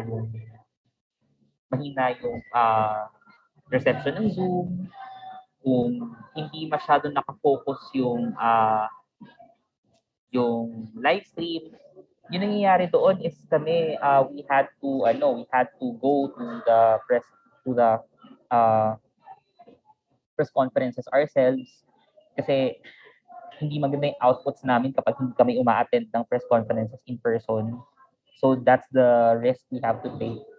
And yung nagiging problema noon when it came to contact tracing is that kailangan mo pa mag-fill up ng mahabang forms. Nalilate ka na sa press con kasi nag-fill up ka pa ng contact tracing form. So, ganun yung experience ko. Pero when it came to my colleagues in the media, sa broadcast media, madali sila nakapag-adapt, especially the national media, yung may mga presence dito sa Iloilo, like for example, your ABS-CBN, GMA, UNTV, yung tatlong yun yung may yung tatlo yung may local presence. So madali sila nakapag-adapt. They had their camera crews. Nagbigay din sila ng mga phones sa mga staff nila just to be able to do journalism on the ground. Medyo tinaasan daw yung mga sweldo nila just so they can have allowances for internet, and that's the experience of UNTV. Kasi sila dati may cameraman sila dito pero ngayon nakarely na lang siya heavily on phone. So isa na lang yung staff na natira sa kanila dito.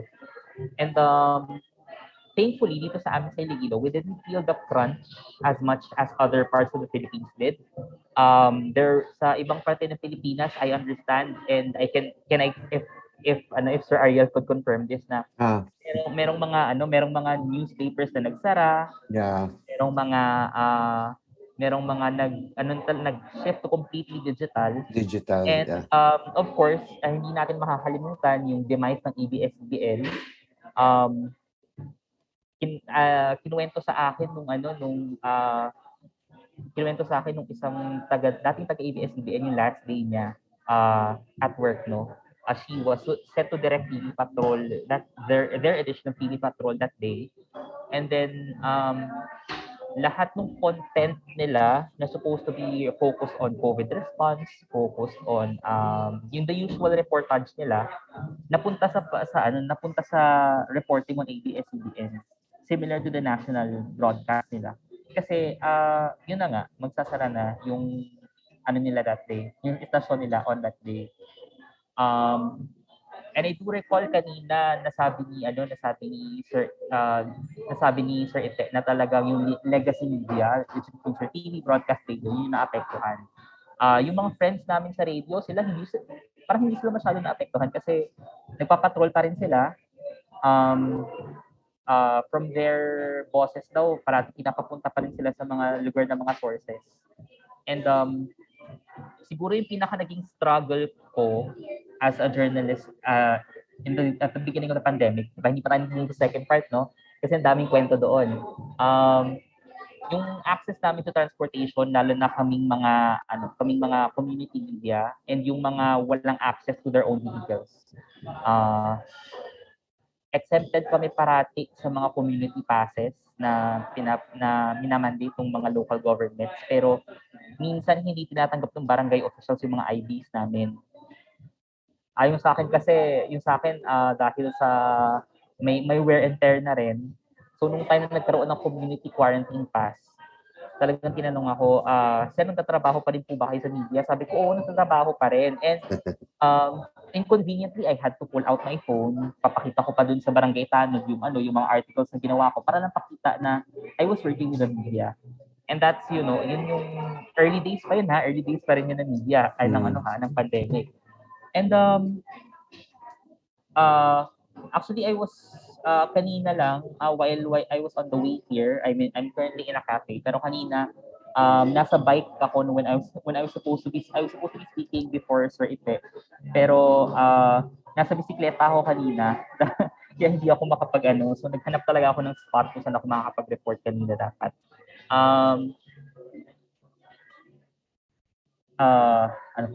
Wait lang. Yun nga, nag-cut kami, balik tayo dun sa pre-pandemic na nag-cut kami ng pages namin when we came back. From 80 pages, we returned with only 12 pages na lang.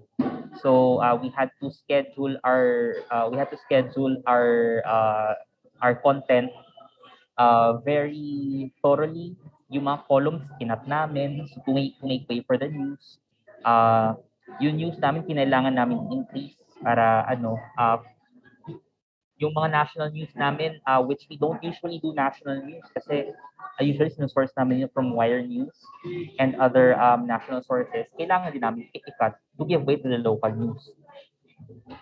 So ayun, yung move naman tayo sa second part, the pandemic from May 2020 to February 2022. Sa Iloilo City and sa province of Iloilo, parating nag-shift yung community quarantine statuses namin. Medyo nasanay na kami na for 2 weeks, we would be under MGCQ, then we would be under ECQ, then we'd be under MGCQ again. Shift parati yung mga community quarantine status namin. So, yung naging response talaga namin doon, kaming mga local media, is that hindi na lang kami pupunta sa mga press con na kailangan ng talaga nire-request namin parati na magkaroon ng live stream. Which yung mga namin, yung mga sources namin have hesitantly agreed to, especially yung mga local governments. Minsan ayaw nila na na nagko-cover sila with the live stream. Gusto nila talaga may media dun sa presence nila. Pero kami, hindi naman namin pwede magawa yun kasi the only thing kasi minsan kami-kami na lang eh.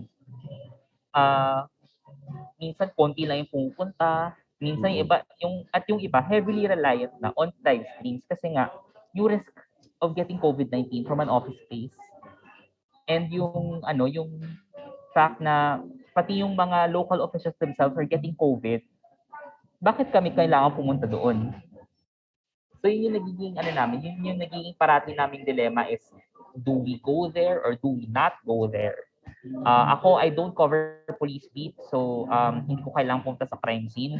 I cover mostly political beats and regional agencies and sometimes national issues. So usually nakarely lang ako sa live stream Zoom. So I worked at home for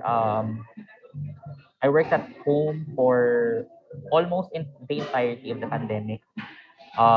Yung naging epekto naman sa akin nun is the burnout.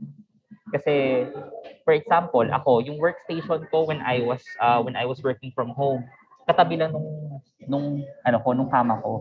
So imagine yung temptation na kailangan mong i-avoid going to bed instead of working. Tapos, iba pa namin kasama, especially sa national news, they have to do broadcasts. So, kailangan pa nilang maghanap ng magandang spot sa bahay nila para makapag-record ng voice-overs nila and ng mga live reports nila. So, ganun yung nangyayari.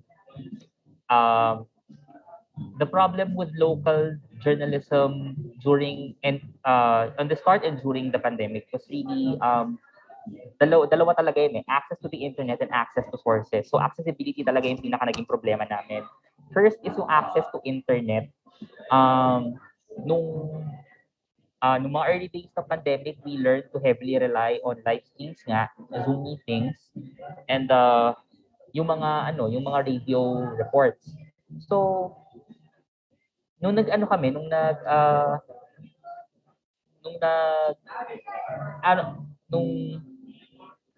period na naghahanap kami ng internet provider sa bahay, ako rin medyo nagkaroon ng problema kasi halos yung buong sweldo ko nakabuho sa internet.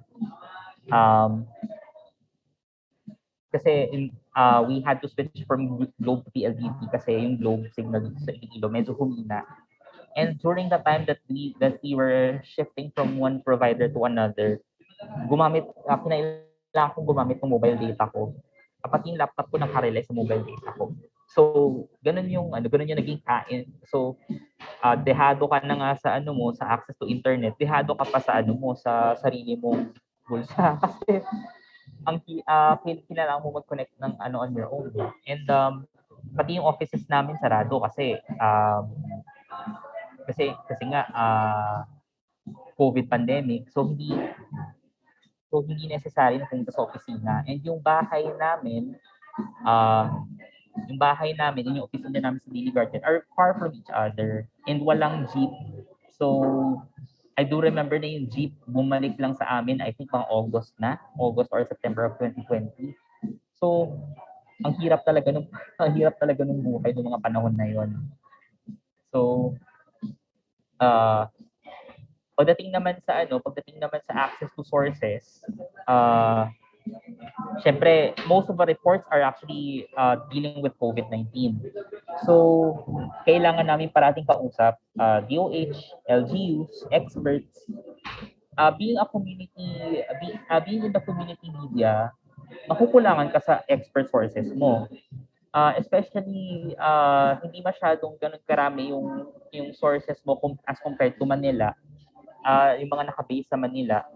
And yung sources pa minsan sa Manila, when you're trying to contact expert sources from Manila, hindi rin siya masyadong reachable kasi nakabook na sa kanila yung mga national media, may interview pa sila with other media, and of course, they also have their own line of work.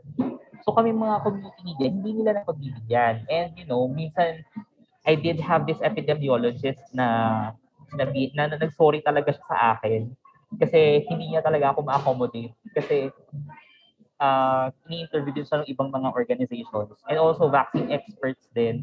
We didn't have much vaccine experts here in Iloilo until makapacitate yung mga organizations, mga infectious diseases organizations namin dito.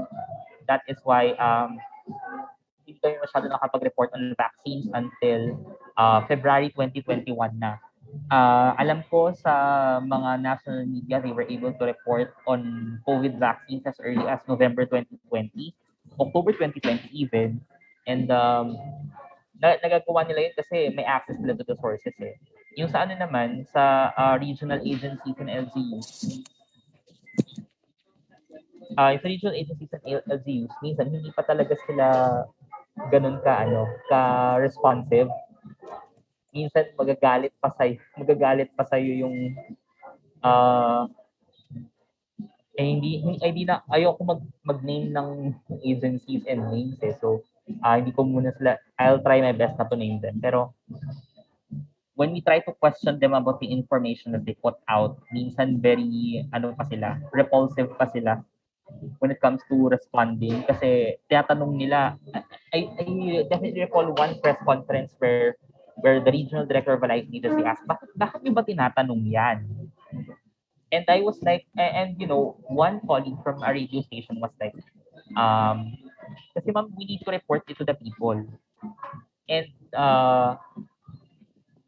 doon talaga parang kaming nandun na iba na nanonood noon and we're witnessing that.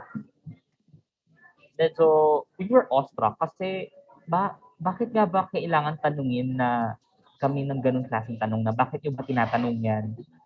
Because the information was actually about COVID, the accuracy of COVID-19 data eh. Kasi 'di ba, when your LGU reports na ganito yung number of COVID cases, minsan hindi siya magre-reflect dun sa number ni DOH. Minsan hindi siya magre-reflect dun sa number ng other agencies na nagbibigay ng information regarding COVID. So,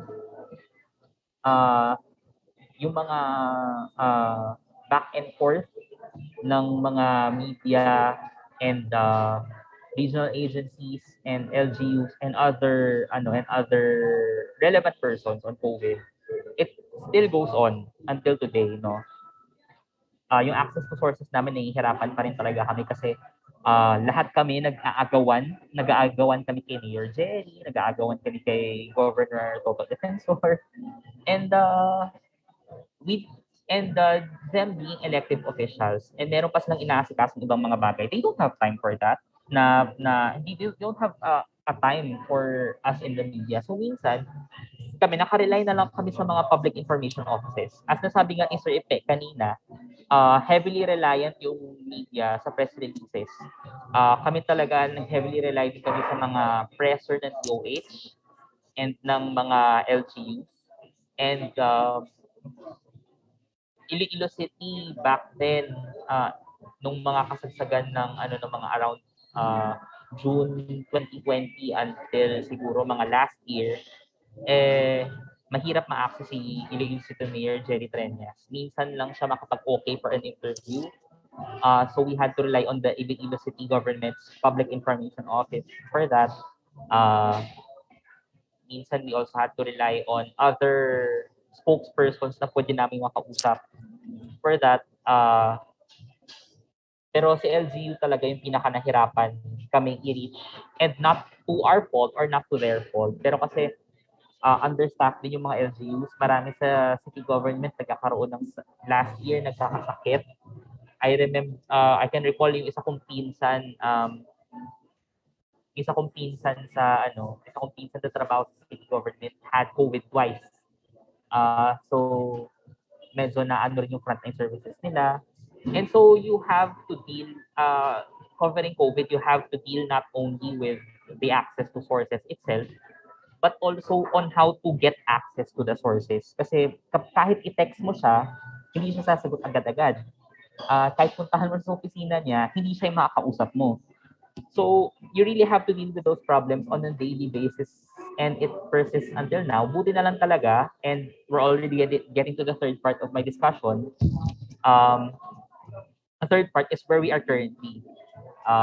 Last week was the first time that we had a physical press conference with Mayor Treñas in a long time, since probably mga around June 2020 siya nag-last na nag-physical press con with us. Si Governor Arthur Defensor Jr. Was able to have his press conferences every Thursday kahit in 2020. So hindi kami na problema noon. Pero yung DOH parati pa rin nakarelay pa rin sa online weekly pressers nila every Monday. So we just have to forward it to a group chat. So ayun, nabubuhay. So in summary, Ilonggo Media amid the COVID-19 pandemic, nabuhay kami sa group chats, nabuhay kami sa live streams, nabuhay kami sa Zoom meetings. Nagsastruggle pa rin kami sa internet. Nagsastruggle kami sa internet before, and nagsastruggle pa rin kami sa internet hanggang ngayon. Nagsastruggle pa rin kami sa physical facilities, especially your recorders, your printers, and other materials that you had to use. And so far, we're surviving. And marami na rin, ever since ABS-CBN closed, marami nang nagipana ng mga newer media organizations over social media. Dati ang onti lang namin sa mga press conferences, ngayon ang dami-dami na. Kasi marami na rin mga bagong news organization na nabuo dito sa Iloilo. And similar experiences din in some other parts of the region like Antique and Bacolod. Our local governments have learned how to use technology to spread their information. Kaya hindi na kami nagkakaroon ng problema with our sources. So ngayon, everything has become better compared to the start of the pandemic and maybe until last month. Pero Ilonggo Media, like other media in other places of the country, has learned to survive despite the pandemic, despite the misinformation, despite the disinformation, and despite other things that have come our way. So other things siguro na pwede natin discuss, we can discuss in the question and answer portion after I say thank you. Thank you po for the time, Ms. Joy, Sir Ariel, and thank you po sa mga nakinig po sa talk po. Oh, thank you, Joseph. I think that's very common, yung experience that you cited, na talagang during the first part of the pandemic, ang pinaka-nahirapang mag-pivot were the newspapers. For a lot of things, kasi unang-una kailangan mo ng papel. And because of the mobility restrictions, mahirap mag-angkat. Tapos yung papel mo, pag na-print na yung dyaryo mo, kailangan mo siyang dalhin literally to another physical place. Sino magdadala kung sarado ang ports, sarado ang wala masyadong bumabiyahing flights, di ba? Saka wala nang mga newsstand, Joyce. Nawala yung mga newspaper boys and girls. Exactly. Sino ang maglalako niyan sa mga kalsada? Wala talaga. Even kami, Manila Standard had a period where we went fully digital. Meaning we still had the PDF. We have a PDF copy of all the pages. Pero naka-upload na lang yun. Wala muna kaming printing. I think for at least a month when we were still strategizing what to do, how to deliver our physical newspaper, etc. Tapos hindi lang yan impact sa subscription and circulation. May impact din yan sa revenues. 'Di ba? So kung hindi mo na makuha yung traditional revenue streams mo, paano ka magpipivot ngayon? Saan ka ngayon kukuha ng additional revenues para mag-survive yung business mo? Kami noon napwersa kami to do our online shows. All of our online shows were born during the pandemic. Which is weird kasi parang mas imbis na gumaan yung trabaho dahil work from home, parang lalong bumigat kasi ang dami mo nang kailangan gawin para lang Oo, no? Tsaka Joyce and Joseph, not to mention the dwindling readership. Kasi there's a shift talaga ng readership sa digital eh. And for most of the newspapers, especially community newspapers, hindi ready to mag-migrate digitally, di ba? And thanks to our digitalization program sa PPI, inumpisahan natin yung pandemic na yung mga non-performing websites ng PPI members talaga ngayon nagfa-function na, di ba? Pero alam mo, Ariel and Joyce, one thing I can say about the Daily Guardian, no? Para siyang magandang case study na it's also a good example of community news organization na nagkakaroon ng impact nationally. Yeah. 'Di ba? So maganda ang kanilang social media strategy. Yan ang napapansin natin, no. Apologies pala kay Joseph, no. Akala ko si Julie pa din. I looked at the wrong program. I'm sorry. Tsaka Joyce, very interesting din siguro. Let's hear also from our trustee based in Dumaguete because he also or the family also owns a Metro Post na it's a small paper. Sabi natin small paper with a big heart. Yung mga members natin outside Metro Manila. Siguro Alice, you can also share how you cope with coping mechanisms during the pandemic. Yeah, well, good afternoon to everybody. We have 125 on board. That's a good number. At yan yung opening remarks mo ngayon. Oo nga. Oo nga. Actually, natagalan ako mag-log in. Oo nga, sabi ko nga kay Joyce, may problema sa connection mo. Our provider has been intermittent. Kuminsan maganda ang signal, kuminsan naman hindi. Anyway, this is one of those days. During the pandemic, when it started, I was still based in Manila. I was doing some management roles, People's Television. But I was still, even though I was assigned there for a year, I was still doing by internet. I was editing the news and writing the editorials for the weekly paper here in Dumaguete. Pag COVID na, and it is noteworthy to mention that the first COVID case was in my city, Dumaguete. Galing dito, from Wuhan, dumiretso ng Dumaguete, nagka-COVID, namatay. Correct. So, we were... That was the first case and first fatality. Tama ba, Joseph? Yes. Outside of China. Yes. Yeah. So, that put Dumaguete on the spotlight. And the paranoia was very intense dito sa Dumaguete na even if you were just suspected of having come close to that place where the bisita ng mga Chinese na nagka-COVID, people would avoid you like a plague. But it was really a plague. And so, eventually, we all did not know what COVID was about. In fact, nung sa interview with a Chinese doctor treating COVID patients, he had a special phone he would use only inside the COVID ward, and he would not bring his phone out.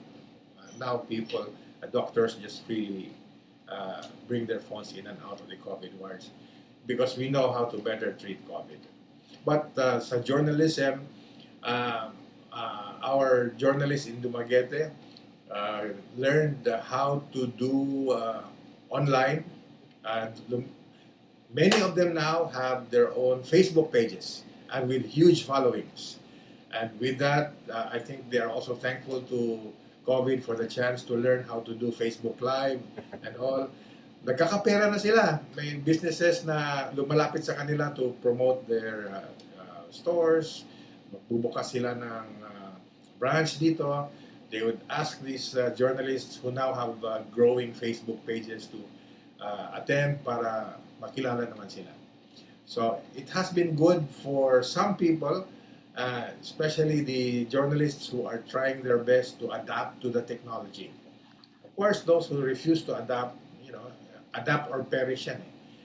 Meron ding nag-perish because they try to do it with the seven last words are, we've always done it this way before.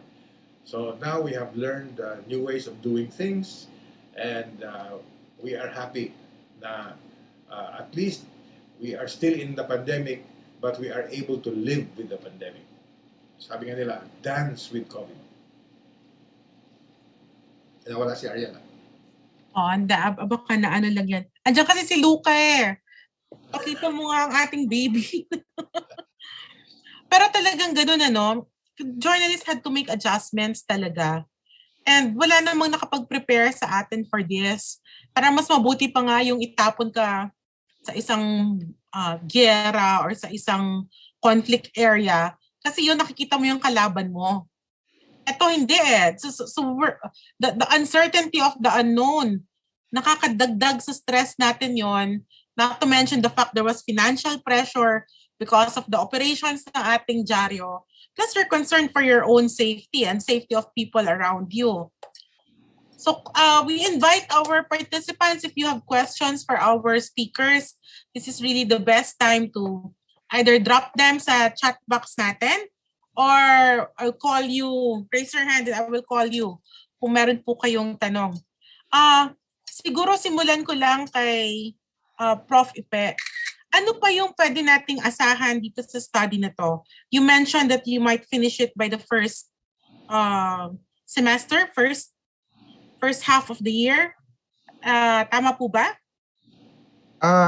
We hope to wrap up the interviews by the first quarter, and then we hope to present it during the latter part of the not the latter part, but during the succeeding mga scholastic fora organized by PPI, and we hope by the time mas mayaman na ating mga insights from these interviews. And we also hope to interview the likes of Joseph for our study. Prof. Ipe, bagamat medyo parang not naman disheartening, pero it's not all roses. It's not a very rosy picture. Baka naman you can say something to our students who, are dreaming to become journalists someday. Ito ba, dapat ba itong makadampen ng kanilang pangarap, o paano ba to? They should just retool, re-equip themselves. Is this a challenge also for the academe? Because, the pivot was ours alone. Wala naman nag-prepare nito sa atin ng college na, pag may ganito palang problema at ganitong disruption, this is how you react. Baka dapat meron ding konting tweaking ng ating curriculum in the long term. May ganun ba kayong nakikita?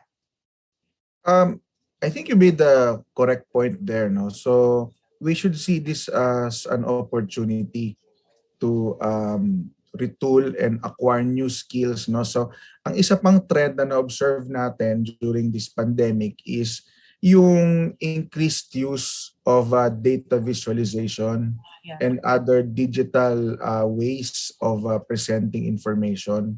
No, so dumami yan, and halos lahat ng news organizations natin, where we found out that they were very quick to evolve in their visualization techniques, no? So as the data evolved and as the demands of the news consumers evolved, no, so hindi na natin ma-ignore yon, no? So for educators like me, sorry, susugan ko lang baka makalimutan ko.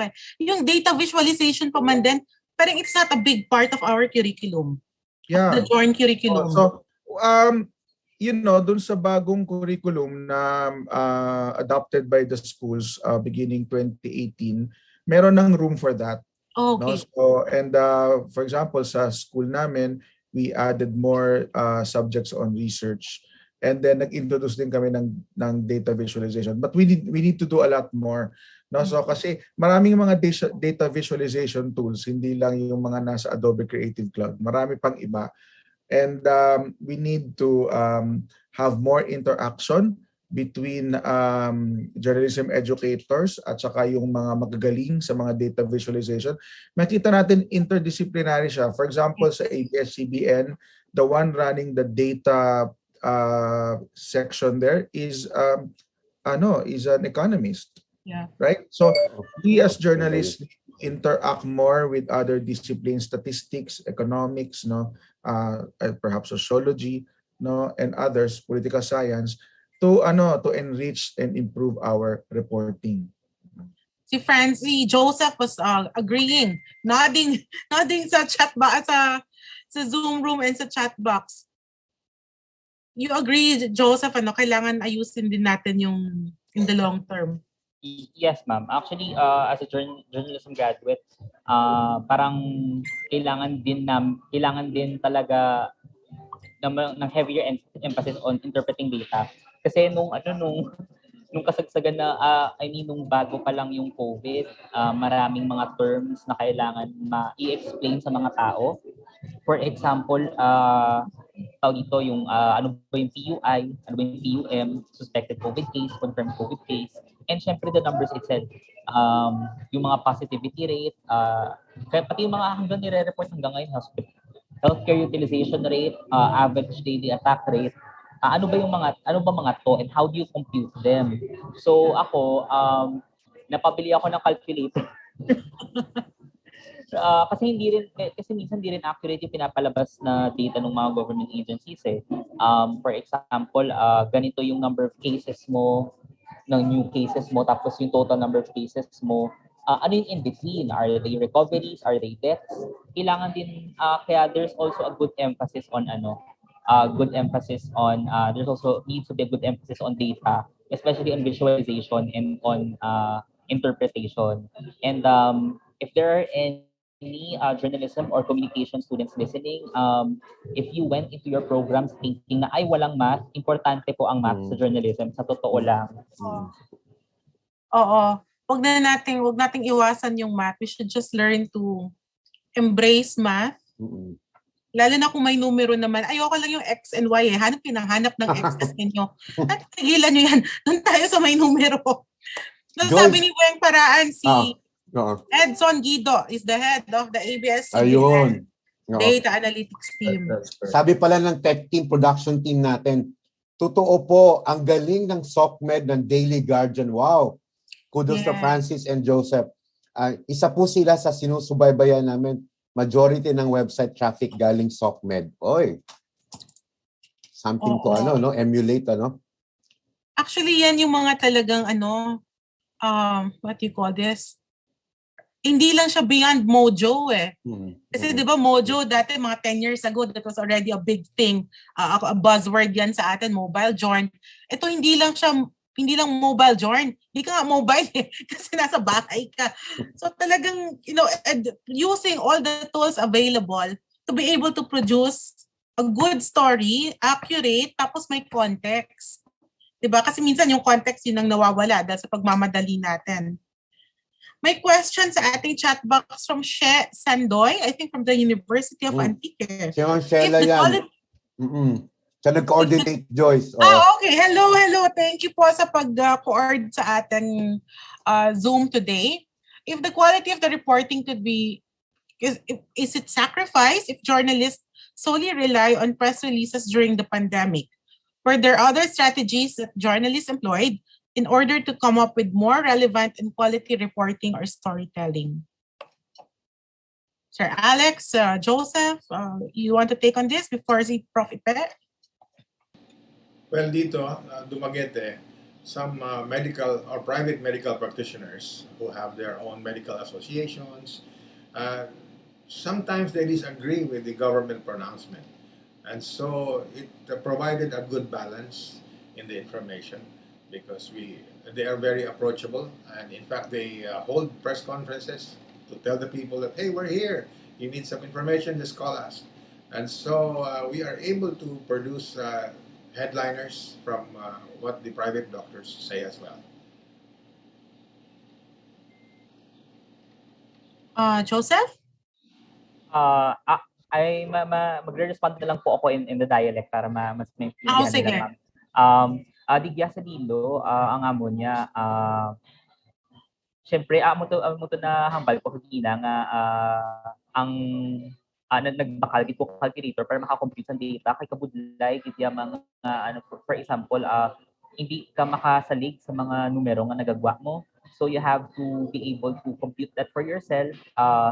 There are points nga hindi ka mo maka-agree in the when it comes to the policies na ginapagawa sa local and national governments, ano bala ang rason nga amo ni ang imo nga ginahambal, nga amo ni ang polisiya, does this agree with scientific with the scientific data, does this agree with what academics say. So amo na nga importante nga beyond the press release, mamangkot ka man gihapon. Ako kilala na kusang mga politiko as someone nga permi ka pangulit sa ila itungod nga tungod nga hindi ko ya mag-stop mag-text sa ila until maka-reply sila sa ako. Although that's something that sometimes discouraged kay tungod nga of course you can't take all the time from the sources, but you also have to be able to make sure na ma-reach mo gid sila.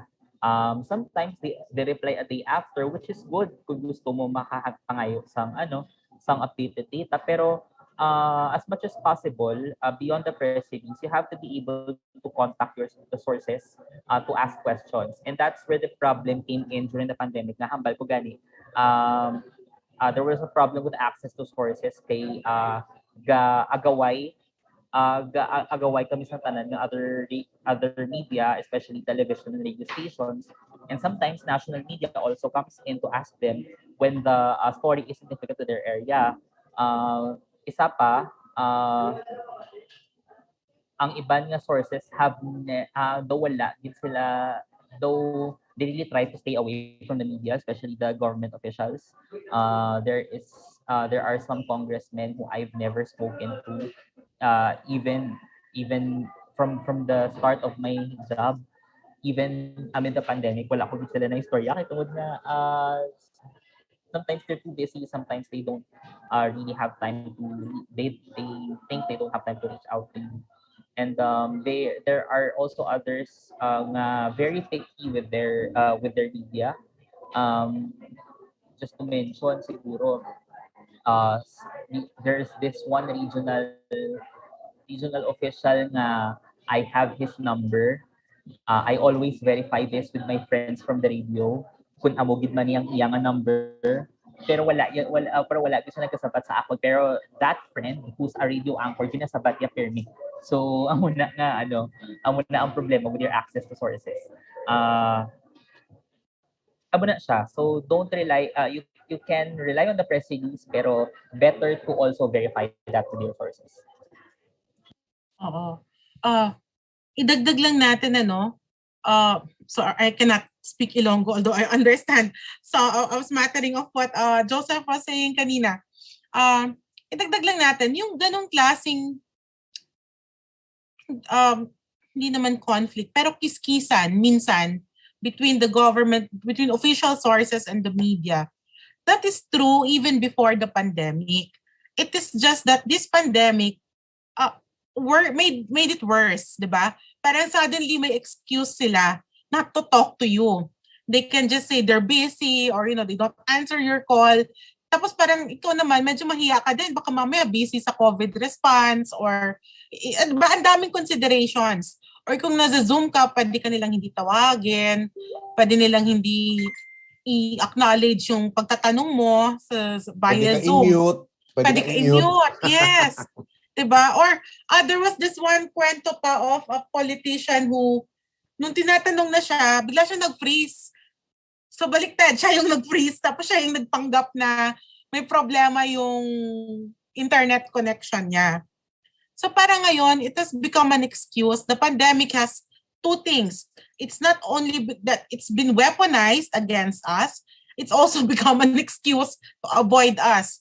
And kudos to the journalists who keep on trying to get other sources, who try to get the marginalized voices, who try to make a balanced reporting kahit ganito yung sitwasyon natin. Lalo na sa mga community journalists natin.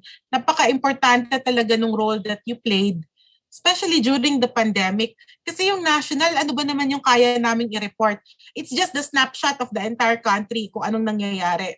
Pero yung on the ground, yung apekto sa tao, yung impact talaga, sa community newspapers yan eh. Diyan mo mababasa kung ano talaga at kung paanong hindi tayo, we are all in the same sea but we're not on the same boat. Depende kung mayaman yung probinsya mo, depende kung magaling yung LGU mo, etc. etc. Prof. Ipe, you want to add to this or otherwise there is a question here? Yeah, sige, let's take questions. Let's take questions. From Darren Seron. Nahiya daw siya magtanong gusto niya mag-raise ang hand siguro pero nahiya siya. Saan mas mabilis makagather ng data or information? Sa booth, actual ba na physical coverage or virtual videos as a journalist? As experience ninyo? Experience natin. I leave it to Joseph to answer. Joseph. It depends, actually. May naka-on na mic, sorry. Request lang natin sa ating participants, pa-mute lang muna para hindi po tayo magka-interference. Go ahead, Joseph. So, it actually kind of depends. There are sources that would prefer meeting over Zoom. So yun, okay lang din yun. Pero mas, iba kasi getting information on the ground. Sometimes it's more accurate and sometimes you actually even get a real-time feel. Sometimes it actually, being on the ground is actually much better because it helps you go beyond the intended story. For example, if you're only supposed to report on COVID, pero nakakuha ka rin ng balita tungkol sa experiences ng mga workers during COVID. So yun, sometimes you get two stories, sometimes you get one story. Pero yung feeling din kasi for as a journalist, yung feeling of getting information on the ground is also feels much better than when you're meeting on screen.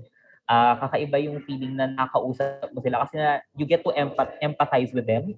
Nararamdaman mo yung pulse ng mga tao, yung mga sources mo.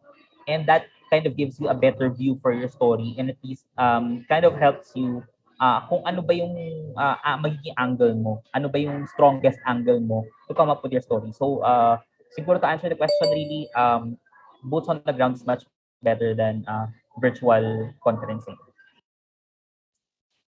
May gusto bang magdagdag? I think pag via Zoom or virtual, ang una kasi nawawala talaga dun, Darren, is the reading ng non-verbal cues. You don't know kung galit na yung source mo, nagsisinungaling ba kasi paiba-iba na yung tumataas yung kilay niya or umiiwas ng tingin. Diba sa Zoom, how do you do that? You look at the small boxes and try to see kung ano ba, napipikon ba to, nagsisinungaling ba? Saka iba yung dynamics, yung mabilis kang makapag-verify. Pag may sinabi siya, mabilis mong ma-check, maka-counter-check kung, sir, teka, mali yata yung policy nyo or 2 weeks ago, iba yung sinabi ninyo. Walang delay, walang lag pag sa actual. Profit you can also look at another aspect of it. No? Ang isa ring strategy yung info overload. So pag sobrang daming information binibigay sa mga virtual events or sa mga pre-recorded events, and then you experience some sort of a pressure from, I don't know, from your desk or from somewhere else to write all of these stories, and then wala ka nang ibang gagawin. Oo. Alam mo yung mabawasan yung opportunity for enterprise reporting. Yes. That is very true. Alam mo yung term na kuratsa? Parang gano'n ang nangyari sa mga journalists natin eh. 5 Zoom meetings a day. Tapos parang, ano yun? Pahinga mo na lang, banyo. Or kakain ka na lang para magpahinga. Hello, Sir Ben. Sir Ben. Sa interviews natin. At talaga, parang di ba they feel they're doing much more work now? Yeah, they felt na mas maraming work dahil nga ang daming Zoom press conferences, and somehow they are in a way they're overcompensating or compensating for the lack We're not of working sa work office. or not working in the office. Yeah. So papanoorin mo lahat yung mga Zoom news conferences na yan. Tapos parang sometimes people forget, it's so difficult to get into work mode pag nasa bahay ka. Ang daming distractions, di ba? Unang-una, parang yung sinabi ni Joseph kanina, katabi niya kama. Ay, oh my God, napakadaling rumukolyo sa kama at matulog. Tapos mayat-maya, your family members na kasama mo sa bahay, some of them are not very considerate sometimes. You know, they think you're not really working kasi sa bahay ka lang naman eh. So pwede kang abalahin, pwede kang utusan, pwede kang parang, teka muna, may respect my space pag nagtatrabaho. Pero ngayon that we are, we've never asked this question in our previous scholastics, But now that the COVID cases are easing, anong response ngayon ng newsrooms? Is there a call for journalists to come back to the newsrooms?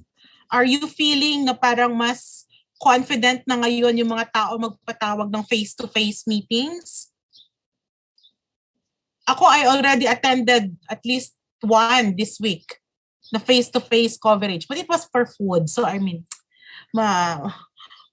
malaking bagay na masaya yung coverage na yun. Just sa mga kampanya, no? So, yes. Obviously, pwede na. No? So, nakita natin nagluluwag na, and then mukhang doon na tayo papunta, no? Hybrid. Oo nga. Some events. Tapos wala ng testing, I'm asking my friends who are on the campaign trail, kasi may nagpo-post sila sa Facebook na on the campaign trail, tapos kung saan-saan.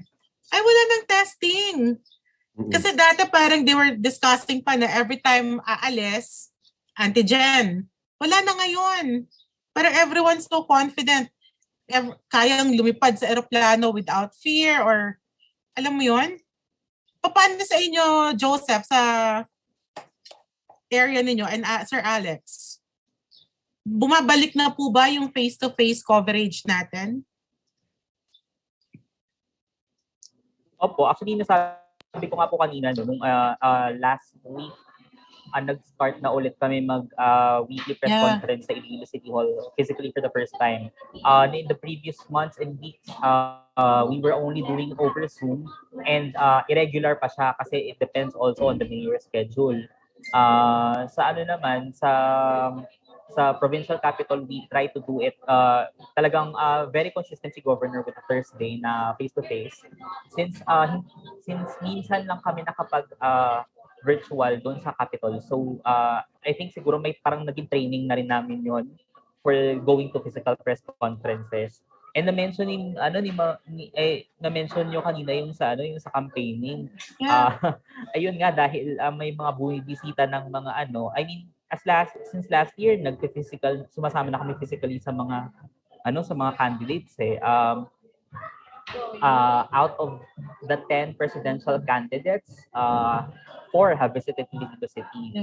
It's Senator Ping Lacson, Vice President Lenny Robredo, former Senator Bongbong Marcos, and Mayor Isko Moreno. They've all visited Iloilo. So parang hindi na rin bago yung physical coverage sa amin. Kasi kapag kumuha ka rin kasi doon sa mga teams nila, matagal-tagal before makakuha ka ng press release or na recording or ng pictures, kasi may post-processing pa na nagaganap dun sa mga photos saka sa mga videos, may editing pa. So mas naging heavy talaga kami on the ground. Joseph, sorry, just a quick follow-up. Nagkakabalyahan pa ba ngayon sa coverage? Because dati, pag sinabi mong campaign coverage, ay, shucks, siko-siko yung media dyan. Makikipagbalyahan yan para to get the best photo, to show the recorder dun sa ini-interview. Ganun na ba ang level of parang normalcy? Or medyo may parang konting, distansya konti, walang didikit muna masyado? May pa naman, may onting distansya pa naman. may mga it depends din kasi dun sa kandidato, pero kay Vice President Robredo kasi may mga volunteers talaga siya na lumilibot to say na mag-social distancing po tayo. Meron ding syempre the Vice President is an executive, so yung security detail niya rin medyo talagang hindi kami pwedeng lumapit sa kanya unless may ambush interview. So kay Senator Marcos naman medyo chance lang parate. Similar dun sa mga kasama sa national media na parati nagko-cover. Kay Mayor Isko ganun din. Si Mayor Isko actually wala siyang kept, so okay lang na lumapit sa kanya. Senator Ping, may mga organized press conferences siya last year, so hindi kami nahirapan doon. And also kasi tulong-tulong din from the local government. I mean, si Governor Defensor sa provincial capital when it's to the national candidates, every time na may nagko-courtesy call sa kanya, parating may kasamang press conference and hindi pwedeng tumanggi yung candidate. Kasi yung provincial government talaga, nag-organize talaga sila. Like for example, kasi may boardroom doon sa labas ng governor's office. So every time na merong bumibisita sa kanya for courtesy call, parati niyang ini-escort, siya mismo, si governor mismo, nag-escort doon sa boardroom na naghihintay yung media para So, I do remember may nag-remark na senatorial candidate. I don't remember if it's former Senator Ejercito or if it's Rocky Tulfo na nagsabi na, uy, may media pala dito, na parang nagulat sila kasi yun talaga yung So medyo yun part na thankful kami kasi on the campaign trail, yung mga local officials mismo, yung nag-organize din ng press conferences for us. Kaya hindi na masyadong ganun kahirap compared to before the campaign period started. So ayun. I think wala na tayong natatanggap na questions sa ating chat box. So we'd like to profusely thank our first two speakers and of course our trustees, Sir Alex, Prof. Ipe, and Joseph for joining us today and sharing your insights to our participants. And now we will move forward to our next part of our discussion. At this point, I'd like to call Ms. Rowena Carranza Paraan. She's the head of ABS-CBN's Bayan Mo Ipatrol Mo, and napaka-interesting po nitong topic niya, which is citizen journalism in the time of the coronavirus. Hello, Ms. Weng. Hi. Hello. Magandang hapon nga. Yeah. Hello kay Alex, hello kay Joseph. Hello sa inyong lahat. Okay. Ay, ilang beses kong sinuklayan. Very sleek. Oo. Nakatali yan kanina. Nilugay ko lang para sa PPI. Wow, special talaga kami, no? Kami ni Joyce. Oo. So, okay, proceed na ako. Yes, please. Okay, I will share my screen. So, citizen journalism in the time of coronavirus. Bakit siya mahalaga ngayong panahon na to ng merong pandemya? Kahit pa sabihin natin na nag-i-improve na yung sitwasyon, marami nang lumalabas, pwede na nga yung katulad ng sinabi ninyo kanina, na pwede na yung face-to-face na coverage, hindi na nagre-require ng mga test pagka pupunta sa coverage. Hindi katulad na parang ang reklamo ng iba, masakit na yung ilong nila. Lumamagana, lumalaki na. Ang mahal-mahal ng binabayaran ng mga news organizations at saka ng mga journalists who are covering on their own. Yung bayad dun sa mga RT-PCR at saka antigen.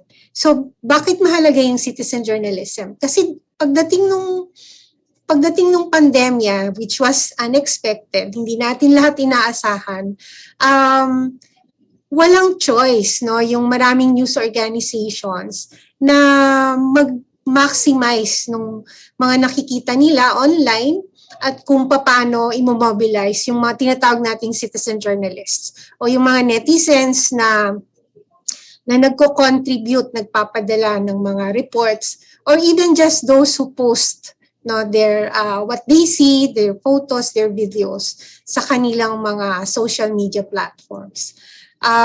So nagkaroon ng magandang papel o nagkaroon ng dagdag na papel yung citizen journalism pagdating ng pandemic. No? Okay, sige mamaya. So ano yung pag-uusapan natin? Yung potential ng crowdsourcing.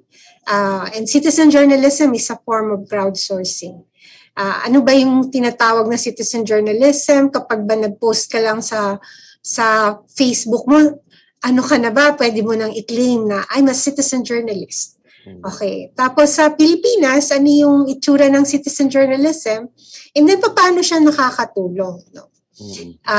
Tulad din sabi ni Joyce, I handle the citizen journalism program of ABS-CBN and I have been doing this for almost 9 years.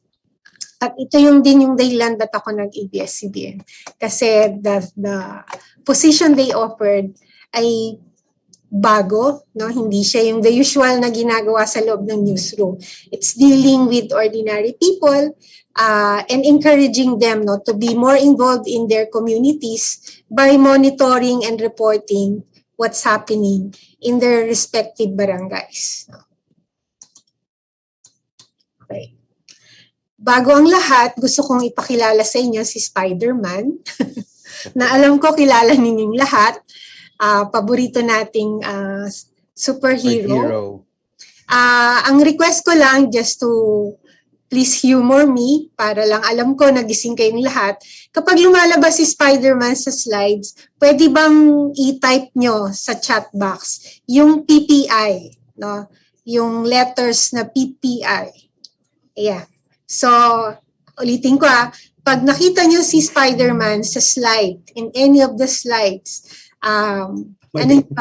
i-type nyo yung word na PPI. Okay, Papa India. Yeah, oo. Papa India. PPI po, hindi TTI. Hindi po yung TTI. PPI, Papa India. Ayan, na-humor nyo na si Wen. Gising po sila. Gising pala kayo. Oo. Philippine Press Institute, Papasulat ko sana Ariel pero parang so PTI na lang. Gising sila, Wen. Gising na gising. Okay, maraming salamat. Okay. Okay. To start the discussion, I would like to point out an incident that happened in 2013. No? This is the Boston Marathon bombing. So, yung mga hindi maano sa sports, katulad ko, yung Boston Marathon is an event, no, which yung mga tao, pinupuntahan nila yan. Maraming sumasali, maraming sumasali, maraming nanonood dun sa Boston Marathon. But in 2013, there was a bombing that happened. No?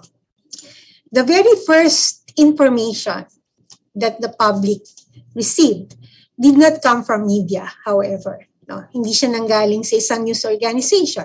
But it was an ordinary citizen, isang tao na may Twitter account, tweet niya, was 2 blocks away from Boston Marathon finish line when boom, boom, gray smoke, lots of police. So it came out at 2:57, the tweet, and this was the first information that the public got about the bombing. What followed ay hindi pa rin media, is another netizen at 3:08, no? So 2:57, 3:08, sabi ni Taylor Dobbs, at least 5 ambulances have gone to Boston Marathon finish line. So 2:57, 3:08, and finally may media na naglabas, yung Atlantic Wire. So 3:20 yung kanyang tweet about the bombing at the Boston Marathon. Finally, lumabas yung CNN at 3:40. No? So, pag tinignan natin, interesado pala si Spider-Man sa Boston Marathon. Pag tinignan natin yung gap nung time, no, ng 2:57 at saka 3:40, napakalaki nun, no, 43 minutes. No. Para dun sa mga reporters na nasa online, ang laking kantsawan na yan pag nangyari yan. Kasi yung maiskupan ka, ang Ang laking difference. Kasi segundo yung pinag-uusapan when we are talking about breaking news digital, in the digital platforms. So, CNN at 3:40. So, ano yung pinapakita nung incident na to? Pinapakita niya yung napakalaking potential, no, ng citizen journalism. Na yung pagkuha ng balita ay hindi na lamang teritoryo ng mga journalists, no, ng mga reporters, ng media, pero pwede pa silang maunahan ng mga ordinaryong mga tao na walang training, hindi nakapag-aral ng journalism, pero kayang-kaya din nilang kumuha ng impormasyon at ibahagi ito sa pamamagitan ng kanilang mga social media accounts, no? Tulad ng Twitter. Okay. Maraming salamat sa mga nakapansin kay Spider-Man. Sa Pilipinas, nangyari yung isang incident, yung tinawag nilang hulid up. No, dapat nandun si Spider-Man para siya yung humuli. So, hulid up, hinuhuli pero hinuhold up. No? Ang nangyari ay isang sasakyan cruising along EDSA, biglang may nag-cut, tapos yung lumabas dun sa pangalawang sasakyan ay mga lalaki na may hawak na mahahabang armas. They were carrying long firearms, no, M16. So, yung isang concerned citizen, nakita niya yung nangyayari, kinuhanan niya ng picture, in-upload niya sa kanyang Twitter. No? Maraming nakakita dun sa kanyang tweet, nakita ng media, grinab siya, ginawan siya ng report. And that resulted in an investigation, and it was found out that the men with the long firearms were actually active police officers. Ang unang sinabi nila ay hinuhili dahil sa traffic violation. Pero syempre ridiculous yun, no? You don't apprehend traffic violators with M16 rifles. Tapos ang sabi next, meron daw kasing droga, merong drugs. But it turned out the first vehicle was actually carrying hundreds of thousands of pesos. I think more than 200,000 pesos. So kaya siya binansagan na hulid up. So again, isang concerned citizen, nakita niya yung nangyayari sa harap niya, kinuhanan niya ng picture, pinaalam niya sa publiko by tweeting it, no? Uploading it in his Twitter account. So makikita natin dito yung, again, katulad sa Boston Marathon bombing, yung malaking potential ng citizen journalism. At pinatunayan to, no, ng marami ng mga balita na lumabas na kung saan mga citizen journalists, no, o yung mga ordinaryong mamamayan, sila yung unang nakakakuha at nag-disseminate, no, nung information. Okay, thank you sa lahat ng mga nakakapansin kay Spider-Man at nagtatype sa chat box. Okay. Ano yung mga ilang related terms sa citizen journalism? You have crowdsourcing, which is making the wisdom of the crowd work for you. No? So crowdsourcing. Citizen journalism is a form of crowdsourcing. Isa siyang anyo ng crowdsourcing. Kapag yung isang negosyo, katulad ng Starbucks, nagpa-contest sila ng design ng mug, no? That is a form of crowdsourcing. Siguro yung pinakamadali at familiar yung ating mga estudyante na klase ng crowdsourcing would be Wikipedia. No? Yung Wikipedia ay isang crowdsourced site. No? Ang mga content niya ay ini-enter, kino-contribute ng iba-ibang tao. And in fact, you can edit entries. You can suggest changes in the entries. So it's one of the biggest, most popular references, but it's actually crowdsourced. Yeah. Kaya sa newsroom, pinagbabawal nila na ang reference mo ay Wikipedia. Although I know some people who are actually doing a very good job with their entries in Wikipedia. Meron kaming tinatawag na mga Wikipedia warriors, the ones who are trying to keep the records of history na tama. No? So, yun. That's a form of crowdsourcing. And then there's the term user-generated content or UGC, no? Which has become very, very pervasive yung gamit, no? Oh, may nakita ka bang UGC, no?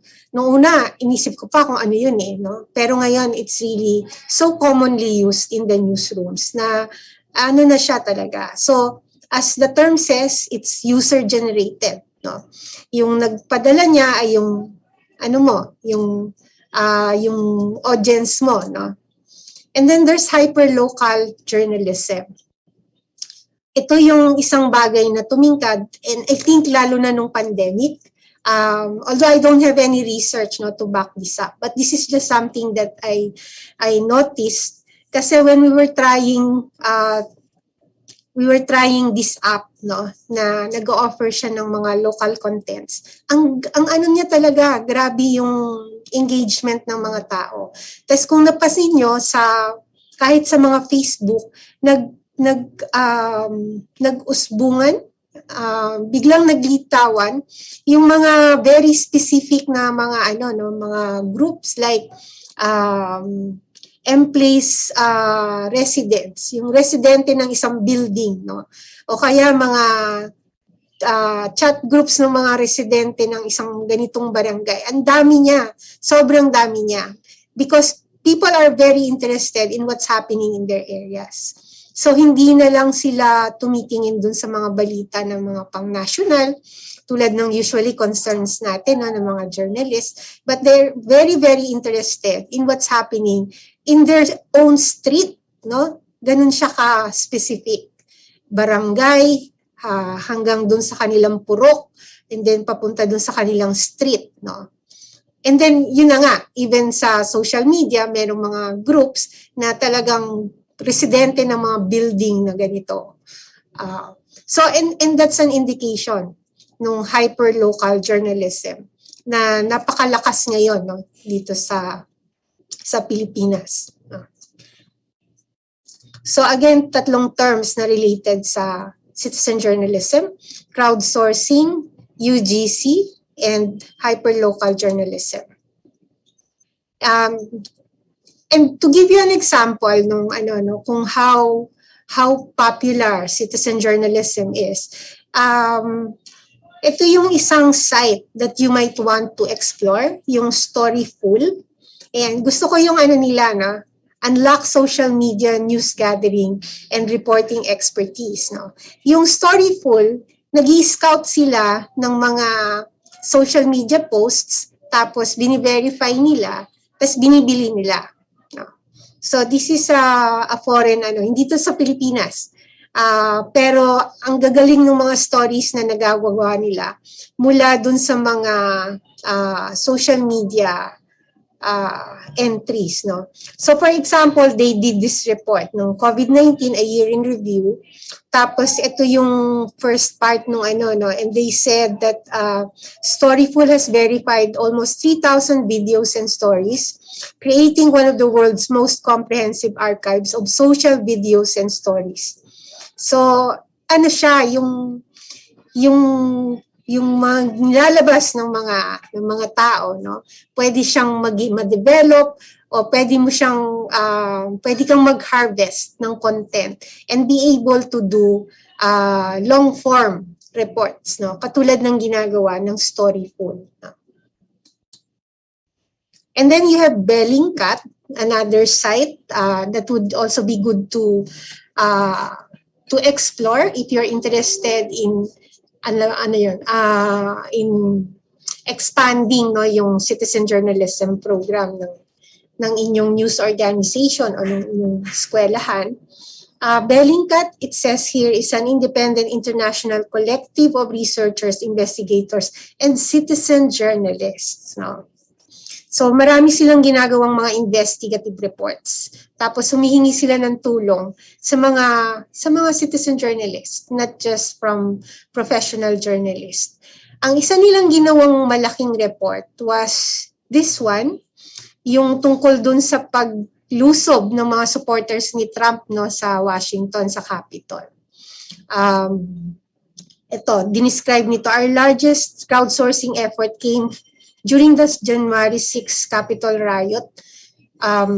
We received over 650 submissions and published one article and collaborated on a video series with NBC. Yeah. So na-trace nila no kung paano yung movement ng mga tao, saan sila nanggaling, paano inorganize yung paglusob na yon dun sa Capitol. So these are two examples that tell us that citizen journalism is actually something that is very viable, na meron kang business model na pwedeng tingnan kung talagang gusto nating i-ano to. No? Okay. So babalik lang muna ako dito sa lupa, dito sa Pilipinas. So ito yung citizen journalism sa Pilipinas. Yan. The news organizations that actively engage in citizen journalism are, of course, GMA7, yung pangalan ng kanila is UScoop. And then you have Radio 5, yung kanilang pangalan ay Taxi Squad. Ito yung mga taxi drivers, tapos meron talaga silang ID, tapos meron silang sticker ng Taxi Squad na nakalagay sa kanilang windshield. Tapos nagre-report sila ng mga accidents, ng mga traffic, etc. And I think I have seen a photo of them holding a general assembly. No? And then sa bayan may patrol mo sa ABS-CBN, hindi namin kaya yon yung mag-general assembly. Medyo mahirap gawin yon. Pero may iba kasing klase ng consolidation na nagagawa kapag na-meeting mo sila ng sama-sama. No? And apparently yung Radio 5, they do that. No? And then you have Move PH ng Rappler. No? But Move PH is more than just citizen journalism. It is an advocacy arm ng Rappler. No? So hindi lang sila nag-encourage ng mga tao to do the reporting, but also in participating in different kinds of advocacies. Okay. So ito yung medyo merong unlad no, or developed citizen journalism programs. I also know that DCRH, meron din sila ng mga driver din na yung minomobilize nila, yung mismong sila yung tumatawag at umiere para magbalita ng kung ano yung nangyayari. Yeah. And then before, in the earlier scholastic outreach ng PPI, si Julia Lipala was mentioned something about a news organization in Zamboanga, no? Yung Radio Ronda or something that sounds like na ganun din yung ginagawa, encouraging people to report, no? About communities. Ayan, maraming salamat sa mga pumapansin kay Spider-Man. So, paano nakakatulong yung citizen journalism? In this part, ang framework ko ay yung sa Pilipinas, no? Sa ABS-CBN, yung sa GMA at iba pa. To illustrate how citizen journalism helps, this is a video that was sent by 2 high school students ng Ubay, Bohol. They attended a citizen journalism workshop, and then afterwards, when they returned to their town ng Ubay, they took a video of their school. Eskwelahan na walang dingding, walang sahig, at walang CR. Yeah.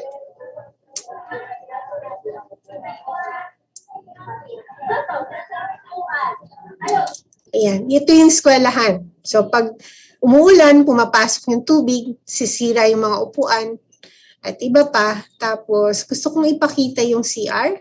Ito ang CR nila. Ayan. So tama lang mag-video sila, no? And call attention to the problem of their school. So when this was received, a report was done based on the video that they sent, and then in interview, of course, yung mga agencies involved, no, the LGU, etc. And then after a while, the LGU responded at naayos yung eskwelahan. Ito na yung naging itsura ng eskwelahan nila. Again, 2 high school students taking a video of their school na walang sahig, walang dingding, walang CR. Pinadala nila sa media para mabigyan ng atensyon. Ito yung naging itsura, naayos na siya. Okay, si Spider-Man. Ito pa yung ibang mga reports ng citizen journalist na natanggap ng ABS-CBN. So ito yung pagbagsak ng bell tower ng Basilica sa Cebu when the 7.2 earthquake hit. No? Ito, and there was only one video of this. No? And then si nanay, more than 90 years old, umakyat siya ng 3 floors. 3 stories in order to vote. No? This was I think in the 2016 elections. Tapos ito naman yung mga ninanakaw na sa loob ng mga nicho sa sementeryo. And then this one is it's a grab from a video sa Bohol din ito during the earthquake. No? Na nagtulong-tulong yung mga tao in order for relief goods to reach a very isolated a barangay that got isolated because of the earthquake. Yeah. This one is the first image of the Maguindanao massacre that the public saw. And it came from a citizen journalist. Ito naman, nung pumutok yung bakbakan sa Marawi, there was no time to send somebody to Marawi to cover and air on the same day. Yung nangyari, we asked people kung kumusta sila, tapos magpadala ng video. Isa ito dun sa mga natanggap namin na video. Kitang-kita kung paano yung mga tao nagbabakwit mula dun sa Marawi because nag-umpisa yung bakbakan. Ito naman galing siya sa U-Scoop. Kapag panahon talaga ng kalamidad, citizen journalist yung pinanggagalingan ng mga pinaka-powerful na images. 1, 2, 3, 1, 2, 3. Sorry, may we ask our audience to please mute yourselves first. Mute na lang kayo o kaya type nyo yung PPI kasi andito sa Spider-Man. Okay, so ito ay earthquake. Ito naman ay baha. Pero nagpapiano pa siya, kahit mataas na yung tubig. At ito, pinili ko to para kay Joyce. Yung keyboard, nilagyan ng design na pagkain. Yan. Ayan. Hahanap ako ng ganyan para sa'yo. Okay. Naisip daw niya kasi yung boyfriend niya, nirigaluhan siya ng bagong keyboard. So naisip niya lagyan ng design. Yung mga keycaps. Parang ayaw mo siyang tuldokin Yan. Dahil sa sobrang sarap ng itsura. So this one was sent to U-Scoop. So yung citizen journalism, hindi lang siya necessarily mga problema. It can also be positive. Yung mga gusto mong i-share na pampagood vibes. So to recap, how can citizen journalism help? Highlight community issues katulad nung sa Ubay, sa Bohol. Serve as a bridge between those who need help and those who can provide help. Ito madalas to, yung mga stories ng mga tao. Kasi sila yung nakakakita Madalas kakilala nila yung pinapadala nilang report na nangangailangan ng tulong. And then it can call attention to emergencies such as during calamities, provide updates from the ground on important issues such as election campaign, and provide a venue for sharing positive experiences. Yeah. What is the role of citizen journalism in this time of coronavirus? So ano yung pwede niyang itulong? So tingnan natin. So this one is a message that came in sa message. Nagrereklamo siya dun sa violation ng health protocols dun sa kanilang barangay. So nakatulong yung mga citizen journalists sa pag-monitor ng kung paano pini-implement yung health protocol. Tapos dahil yung implementation naman sa babayan no? Kaya ang laking tulong that you have this army of citizen journalists who are willing to give you updates and give you photos and video if there are violations. No? And then meron yung ganito, mga pinadala rin na picture. No? Ito, pinadala to nung first few months ng hard lockdown na hindi pa natin, wala pang vaccine, hindi mo alam kailan ba matatapos to. And every time somebody would recover from the virus, parang tuwan-tuwa tayo, no? Ang saya-saya. So binibideo nila yung paglabas ng isang pasyente, papalabas na siya, dinischarge na siya mula sa hospital. Yeah. And then ito naman, napakaganda nitong pinadala sa taxi squad. Mga tao na alas 10 ng gabi, naghihintay pa ng ayuda. No? Yeah. And then both of these are about our medical frontliners. Kwento ng isang particular na health worker at ito naman kwento ng isang team no, na pumupunta dun sa malalayong lugar. And then when face-to-face classes were finally allowed, ito yung isang pinadala ng photo. And of course, the face-to-face classes were allowed initially in very remote schools. So ang hirap mo siyang i-cover. So buti na lang may mga citizen journalists na nagpapadala ng reports. Sorry. Tapos ito, inaano nila, no, they call attention to the misinformation, disinformation about the vaccine. Sila yung nagsusumbong na ito yung mga natatanggap namin. Tulad nung papaya daw, nag-positive sa COVID. Yeah. And then, merong mga ganito rin. No?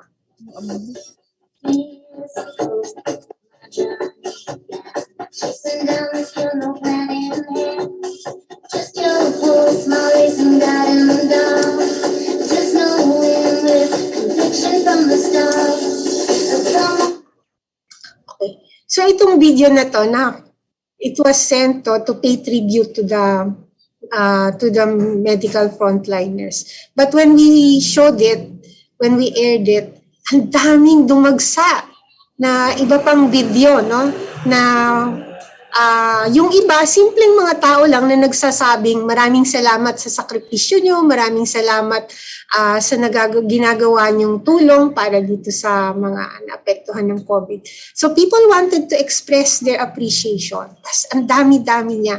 And it came to a point that we could air several sa loob ng isang newscast at nakatulong siya para balansihin yung newscast, no? Kasi it was a very depressing time. So, wala kang magawa. Marami sa balita mo malungkot.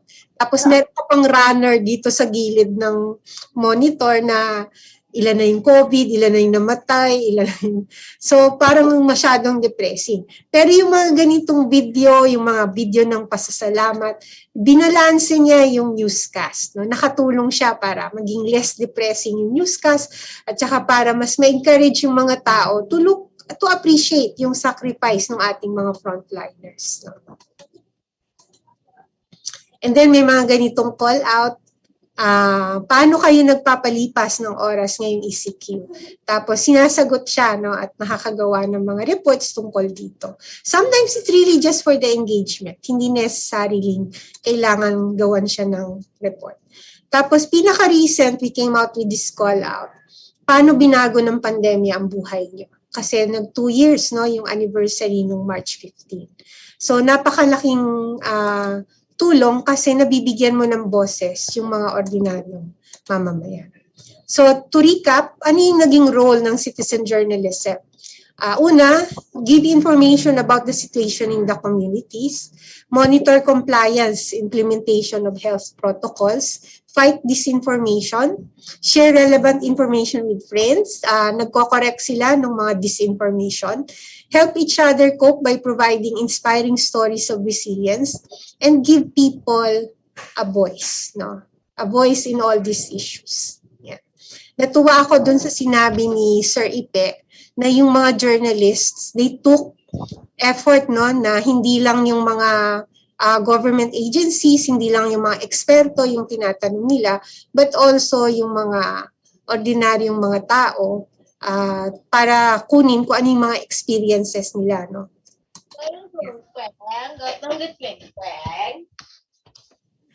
But of course, gusto kong sabihin na yung citizen journalism is still journalism, or at least the way we do it, no? Hindi porke nag-post ka ng banggaan, citizen journalist ka na. Because journalism is still a process. Sabi nga palagi, the essence of journalism is verification. So it goes through the process of verification, and that's when you publish it once it's verified.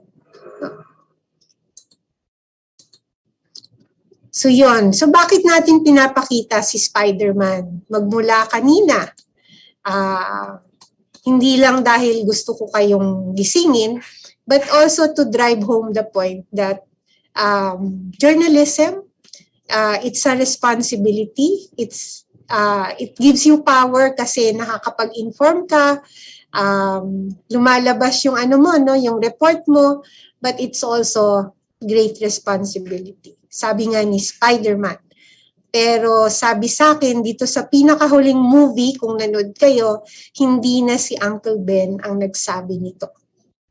Okay. Iba na, ibang character na. So panoorin nyo para malaman ito. So yun.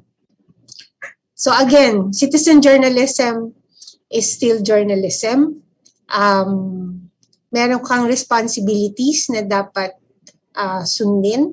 Same principles that apply, that have to be followed by journalists are the same principles that should be followed in citizen journalism.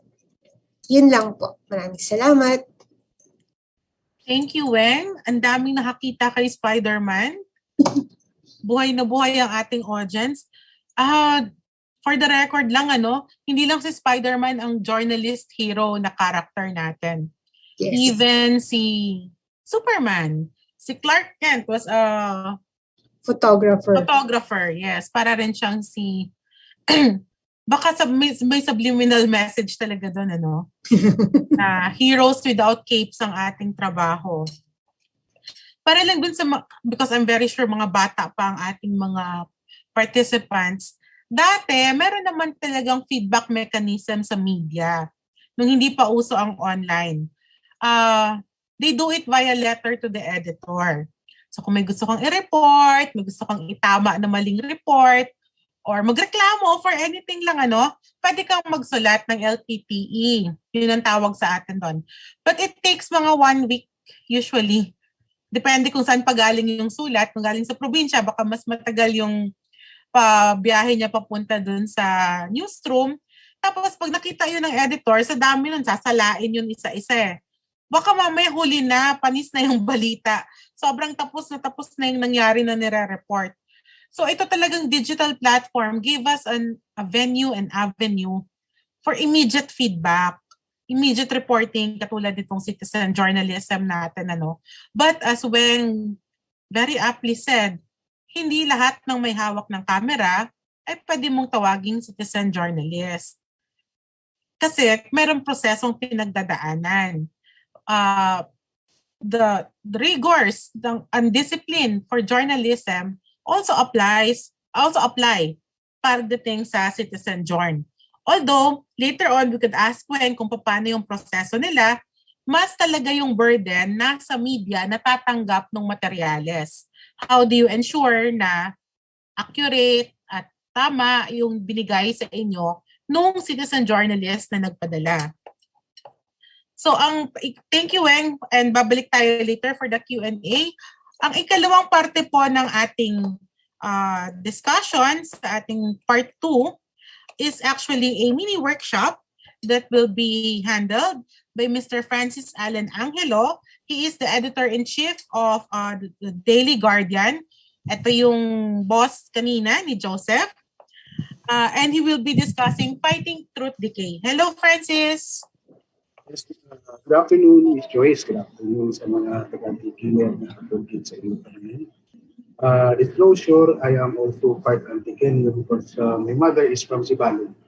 And my middle initial L is actually Lutilia. And the TK and US know who the Lutilias are in TK. But proceeding to our discussion this afternoon, as introduced by Ms. Joyce, we will be discussing what we call truth decay.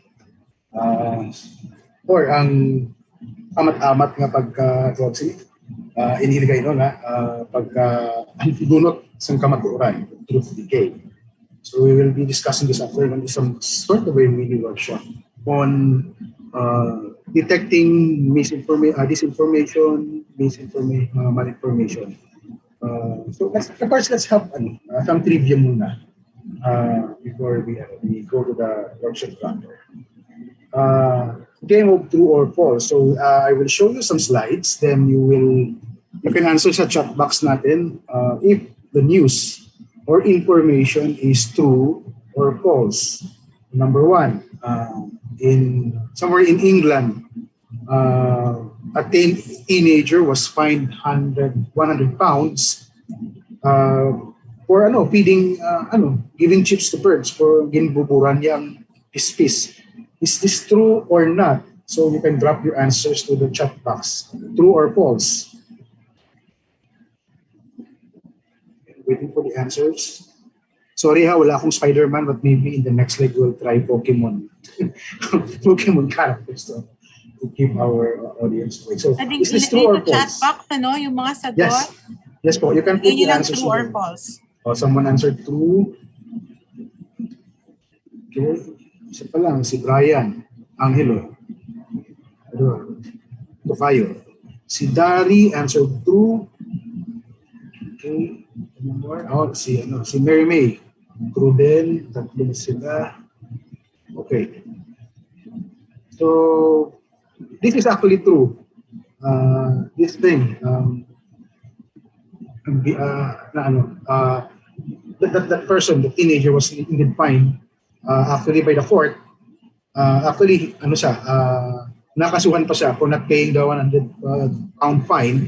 Kasi nga, doon sa Swansea, in England, bawal yung, okay naman yung na pakain mo yung birds o buburan mong ispis. But you should be careful not to litter or maglapta or magkalat. So kung bibili ka ng pagkain sa mga ibon, ayun tama lang na hindi magkakalat. So because nagkalat siya, even though if the purpose was noble or good, the teenager was fined, and for refusing not to pay the fine, the teenager was actually called to court. So another, camel survives after losing half its body. Dahil ang katunga sa lawas, buhi pa ang camel. Is this true or not? So again, you can drop your answers to our chat box. Kung true or false. Okay, false. Someone said false. Then very false also. Kim John, enjoy. Si Midya, false as well. Almost false. Another support. Almost false. Okay, yes. Of course, what kind of animal will survive this kind of ordeal na pinutol or ginawa yung katawan, kalahati ng katawan mo, mabubuhay ka pa ba? This actually was a Photoshop or manipulated image to make it appear na parang buhay pa yung camel kahit na kalahati ng katawan niya ay wala na or hinatay siya sa kalahati. So this is false.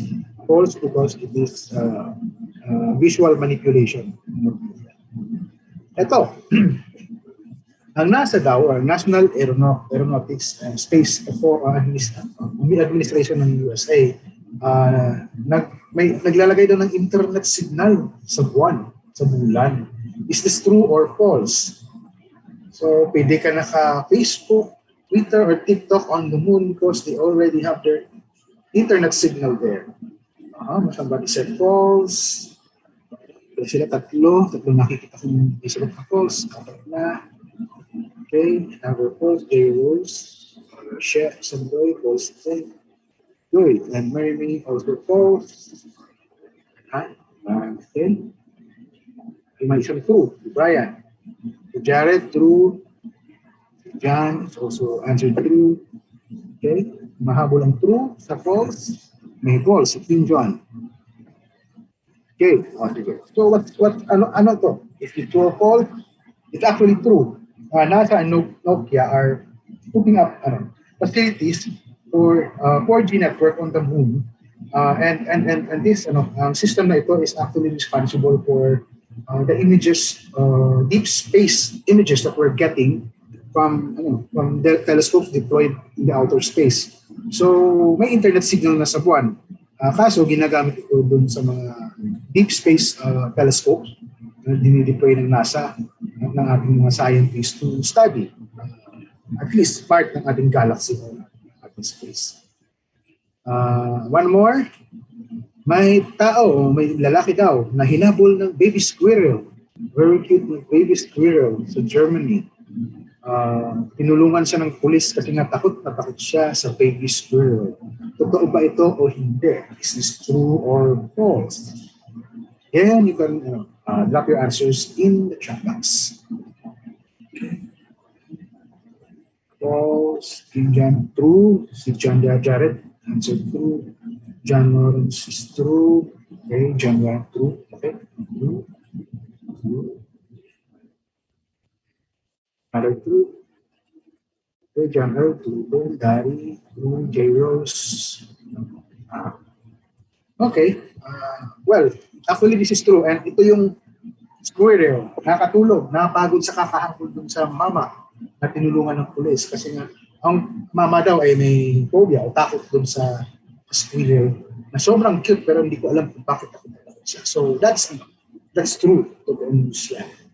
Now, siguro yung mga sagot niyo most likely hindi naman kasi sa information na nakuha niyo o sa but minsan our biases come into play kung may na-encounter tayong information.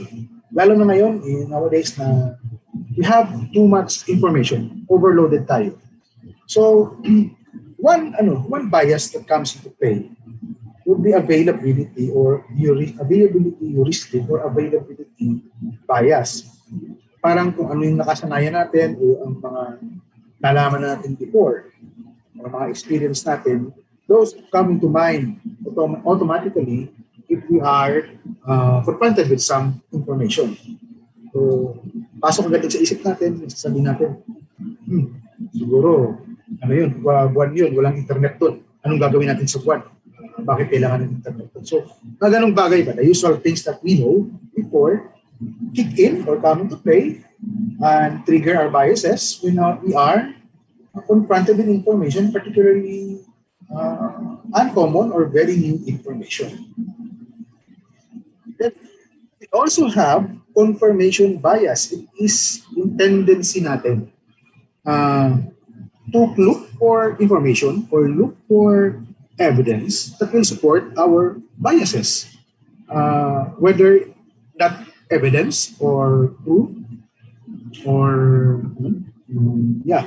evidence is actually verified or founded on science, whatever. So just to support our biases, our feelings. Minsan, ang confirmation bias is strongest when we are in emotionally charged issue. And the upcoming elections is no different. Matataas, malakas ang emotion. So kahit anong information from both camps, they just offer it regardless kung na-fact-check pa yan or ito pa yan. Hindi. As long na it confirms or it proves their own biases, okay lang. So ipapakalat nila yan. And we also have authority bias. Alam niyo naman, tayong mga Pinoy, inherent sa atin na pinapangaralan tayo before na respect your elders, respect the priest, the church, or the religious guys, mga ministers, lalo na mga magulang natin. So we tend to give weight more on authorities or figures of authorities kahit minsan ang sinasabi nila might be subject to needs more examination or investigation. So that's authority bias for us. Now, right now, we exist, and according to experts, we exist in an environment of information disorder. And these are categorized into three. Number one, misinformation, or yung pag-share ng false information or false information na is shared without actually intending to cause harm. It's just like you just shared an old code card about typhoon alerts or walang pasok or ano pa, mga advisories ba na hindi naman talaga siya it will not intend so much harm. It's just that you shared it at the wrong time kasi nga luma na siya, so it became just false information. Share kaya na bukas walang pasok. Let's say we put ourselves in the pre-pandemic situation before pag may bagyo, nag-announce ang mga local governments o national government walang pasok, so maglalabas ng code card sa mga media organizations na walang pasok bukas ngayon kasi may bagyo. Pero kung nowadays i-share mo yan at kasi naakala mo bago, abay false information kasi luma na, but you had no intention to cause harm. Another is disinformation. Ito, mabigat to. This is actually spreading, it's false information na deliberately, inhungod pala, sinadya talaga, na ipakalat o i-share to cause harm. So, yan na yan pumapasok yung mga ginagawa ng mga marites, chismis, or mga damaging information against a person, or maybe impersonating another character. And maglalagay dyan ng mga kung anong informasyon o claims or mga statements na pwedeng makasira sa isang tao. Then we have malinformation. Ito correct information, hindi siya false information. Na deliberately na-share o pinakalat with intent to cause harm. One kind of that is yung mga sex videos ba, or mga pictures of pictures of persons in compromising situations. Mga sex videos, let's say, si boyfriend-girlfriend, nag-split, maghihiganti si boyfriend, mabalos si boyfriend, papakalat niya yung sex video nila ni ex-girlfriend. Totoo yun. And then pinakalat lang ni boyfriend because he wants to inflict damage on his ex-girlfriend. Now, so we have this Venn diagram where the factors of falseness, yung maling informasyon, at saka yung intent to harm, yung intensyon na makasira, makasakit ng ibang tao, nag-i-intersect yan dito sa disinformation. Yan ngayon yung parang ang talagang mabigat na problema natin nowadays in our information environment. Now, I hate using the word fake news kasi nga news is supposed to be fake because pag ang news pinaghirapan mo and underwent vetting process, hindi mo nasasabing fake yan. Kasi nga, na-check mo na for accuracy. But fake news does not cover everything. Kasi nga, tulad nun sa malinformation, not all content are fake or peke. Some contents are true, but it's just that these things, this information, whether it's true or not, are sometimes used out of context and are being weaponized. Ginagamit siyang armas by people who know na yung mga maling impormasyon na ihahalo mo sa based on maliit na katotohanan lang or maybe remotely totoo, ay madali ngayong ipakalat dahil nga we have social media.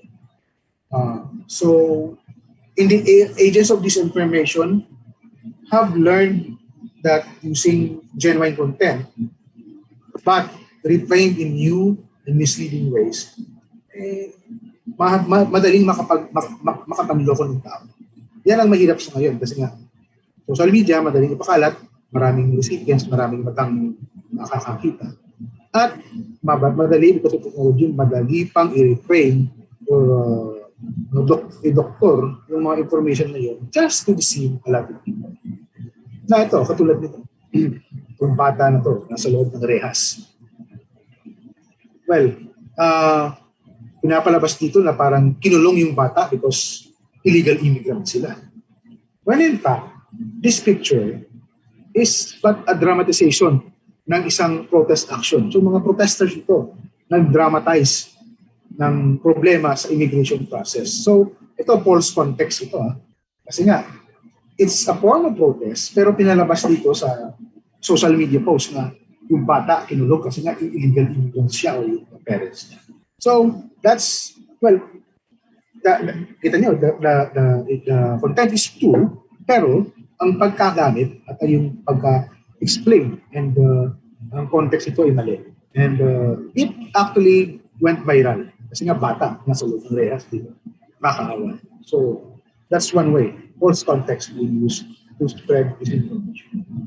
Then we also have imposter content. False or misleading content that uses well-known logos or news from established media journalists. Ito lang to. Meron tayong, sa Cebu, we have Cebu Daily News. But we have another, may nakita ko sa Facebook yun, Cebu Dairy News. So, gatas. Dairy gatas. So, sa EDSA International, meron din. Ito, like this, mga news organizations ito na, ito, dito sa kaliwa, breaking news. So, BBC logo. BBC logo, pero ano to, ginamit niyo yung parang BBC logo just to attract attention. But this is actually an imposter news site or nagpapanggap ng news site na nagpe-peddle ng misleading information on the election sa United Kingdom I think in 2018. So kuwang-kuwa niya, ginamit talaga yung logo para magkalat ng false information. Then ito sa baba, Tennessee Star, Minnesota Sun. Actually, ito mga websites to na ginamit ng mga Republican consultants, yung Republican Party consultants sa US na nagkakalat ng mga balita about the Republican candidates and against the Democratic Party candidates. So yan, false or misleading content na nagtatago sa likod ng mga legitimate logos ng legitimate news organization. Ito pa, dito, on top left, if you look at your screen, may nakita kayo police eyes, may hinuhuli sa tao. And this seems to be in a voting, precinct or voting booth. Somewhere siguro sa US to. Habang may, habang may may election, may hinuhuli daw yung police. But this is actually a case of manipulated content. Inalter yung picture. Kasi dalawang picture to pinagsama to make it one. And spread information about immigration police arresting persons in election area or election booth. So dito sa baba, makikita mo yung two original pictures. Dito voting yung taong queuing or nagapila nga magboto, pero at in the right side, ito yung actually yung arrest, pero it's in a different location. So talagang manipulated yung bulang pictures, pinagsama, yung sampaw, para to show yung photo sa taas. So it's manipulated content to alter an aspect of German content is altered, and these are usually done in photos or videos. In videos, we have deep fakes na yung parang talagang kuwari si Barack Obama nagsasalita pero binitiran niyo si Joseph Biden kasi Joe Biden ang Amerika. So pwedeng gawin din yun. Tatawag yan na deep fakes. Now, okay. This is another game. Paano ba talaga how to start fake news or how does it, parang psychology ng mga taong nagkakalat ng fake news. So ito isang game na to, unti-unti kung paano nade-develop yung mga fake news or disinformation agents. So sabihin natin nag-a-apply ka, you want to be a disinformation and fake news tycoon. Then, okay, sige. Try natin kung papasa tayo. So, minsan, it all starts with a frustration. Galit ka. Then you go to Twitter because you want to vent or rant. So, maybe let's post something, a tweet on something frustrating. Maybe government or anything. So, ito. This government is a complete and utter failure. Hashtag pa, resign. And losers. So, yun. I-tweet mo yan kasi galit ka sa mundo. But when you start your Twitter account, wala ka pang followers. Let's see, habang nagpo-progress ka, habang nagpo-post ka ng mga rant mo against the government, ano mangyayari. Yun. Ito taas sa followers. May 8 followers agad after tweeting yung reklamo sa gobyerno. Well, kahit may 8 followers ka, wala ka pag-aanong credibility niyan. Kasi nga, you're just an ordinary guy na nagra-run. So, we'll have to raise our credibility para mas paniniwalaan tayo ng mga utaw. Yung gagawin natin. So, yun. You start with something constructive criticism, may followers ka na. So, that's a good start. So, anong gagawin natin? So, we can start by borrowing someone else's credibility. Hiramin natin yung credibility ng iba. Somebody popular, somebody authoritative. Diba? Authority bias. Pwede natin gamitin yun to attract more followers.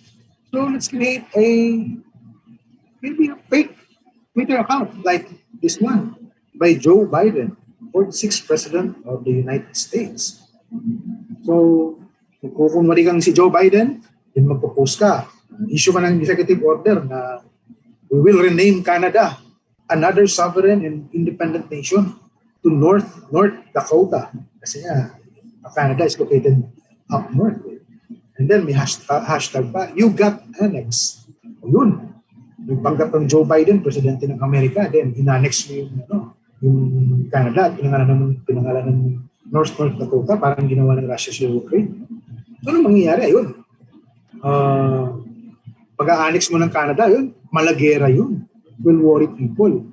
And ito nyo, babalik ko Joe Biden, spelling ng N niya, N-E.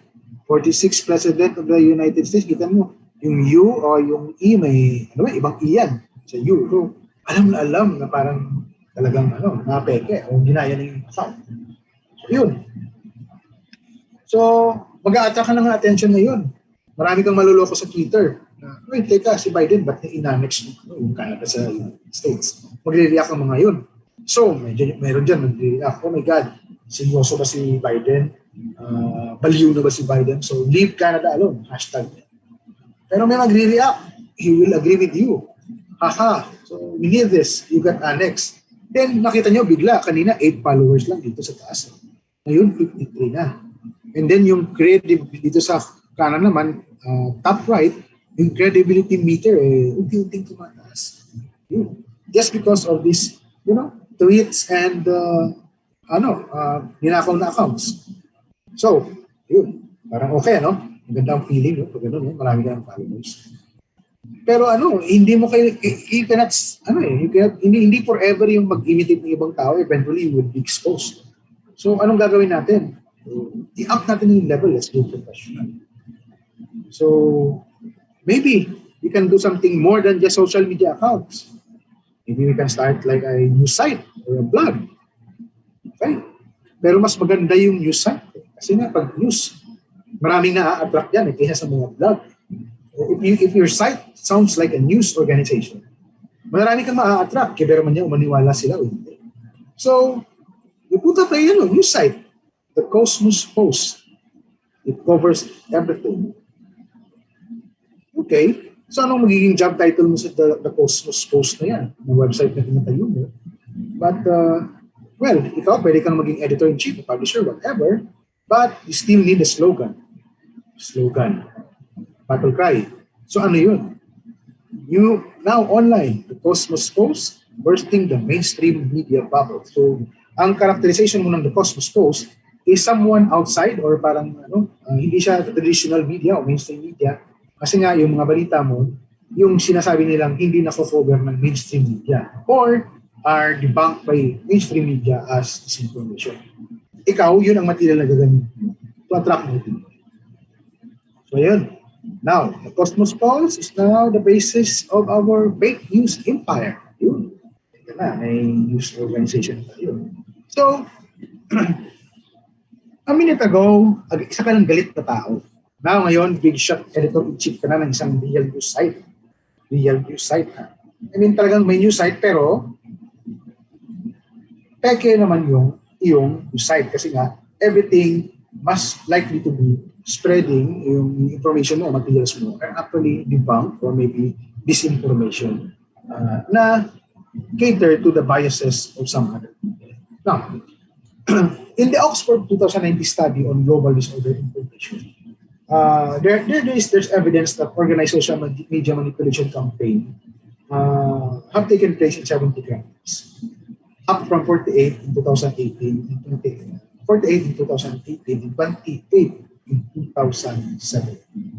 And social media has become co-opted by many regimes, and use and computational propaganda is used as a tool of information control in three ways: suppress fundamental human rights, discredit political opponents, and drown out sentiment. So, sa Russia ngayon, kita niyo naman, banned na yung mga social media platforms because they don't want Russians to see what are the reports from mainstream media on their invasion of Ukraine. And kahit marami pang ibang social media platform, Facebook is still the choice for social manipulation kasi nga because of its widespread, its numerous users, and at the same time, algorithm ni Facebook is amazing. Mag-search ka lang sa Facebook ng isang brand o isang item, net maya yung feeds mo, bombarded ka na. Search ka lang ng toothpaste, all kinds of feeds or sponsored content or about toothpaste, ipapasok na sa iyo newsfeed. So, nakakaloka talaga si Facebook. Okay. Consequences of information disorder. One, erosion of trust in journalism and journalists. Nawawala yung pagsaring ng mga tao sa journalism at sa mga journalists. Nag-aamat-amat pugday o nakapugpug. Then, loss of distinction between truth and lie. Hindi na natin alam ano yung totoo at saka ano yung kasinungalingan. Hindi na matuod ang binuti. Doon nag-blur ng linya. Hindi na kita ka-distinguish, hindi na kita kakilala. Undermining the importance of press freedom and freedom of expression. Now, this is very problematic because many of us would say, Midya, money bias, etc., etc.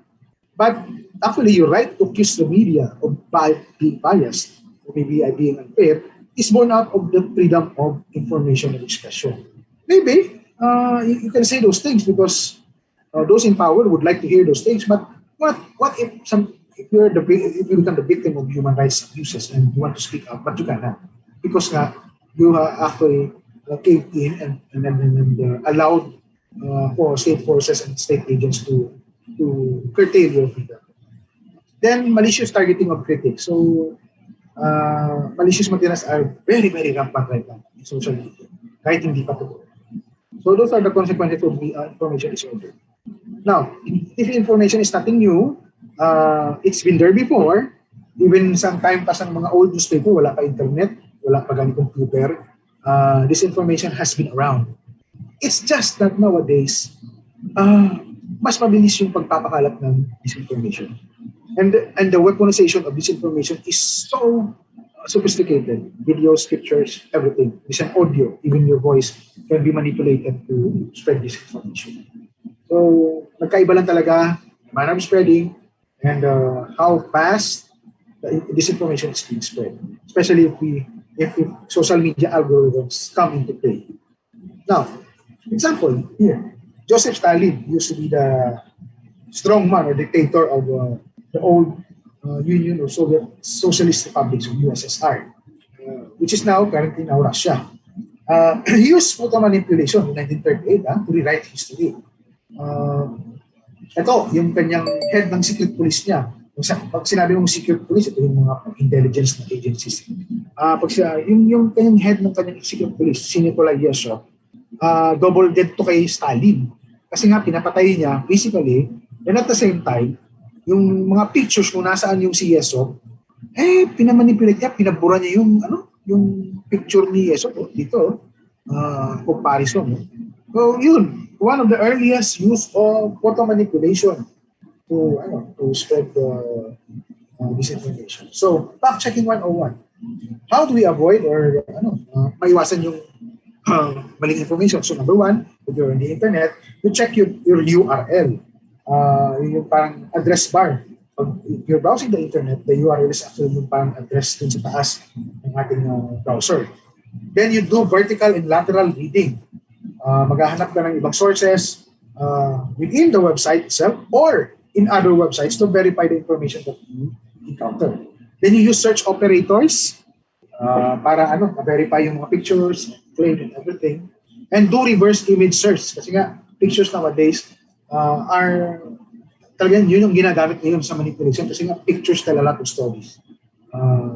Madali siyang makapag-engage tao. Then check the metadata of your photos. Metadata refers to the particular information on the pictures when it was taken, who took it, who is the owner. Then follow fact-checking websites. So isa-isahin natin ito. Now, to look up URLs, yung websites kung totoo sila, you can use lookup.ican.org. So dito may field dyan, parang blank na ilalagay mo lang yung yung website address, then you look it up kung totoo niya, kung totoo siya, kung anong background ng website.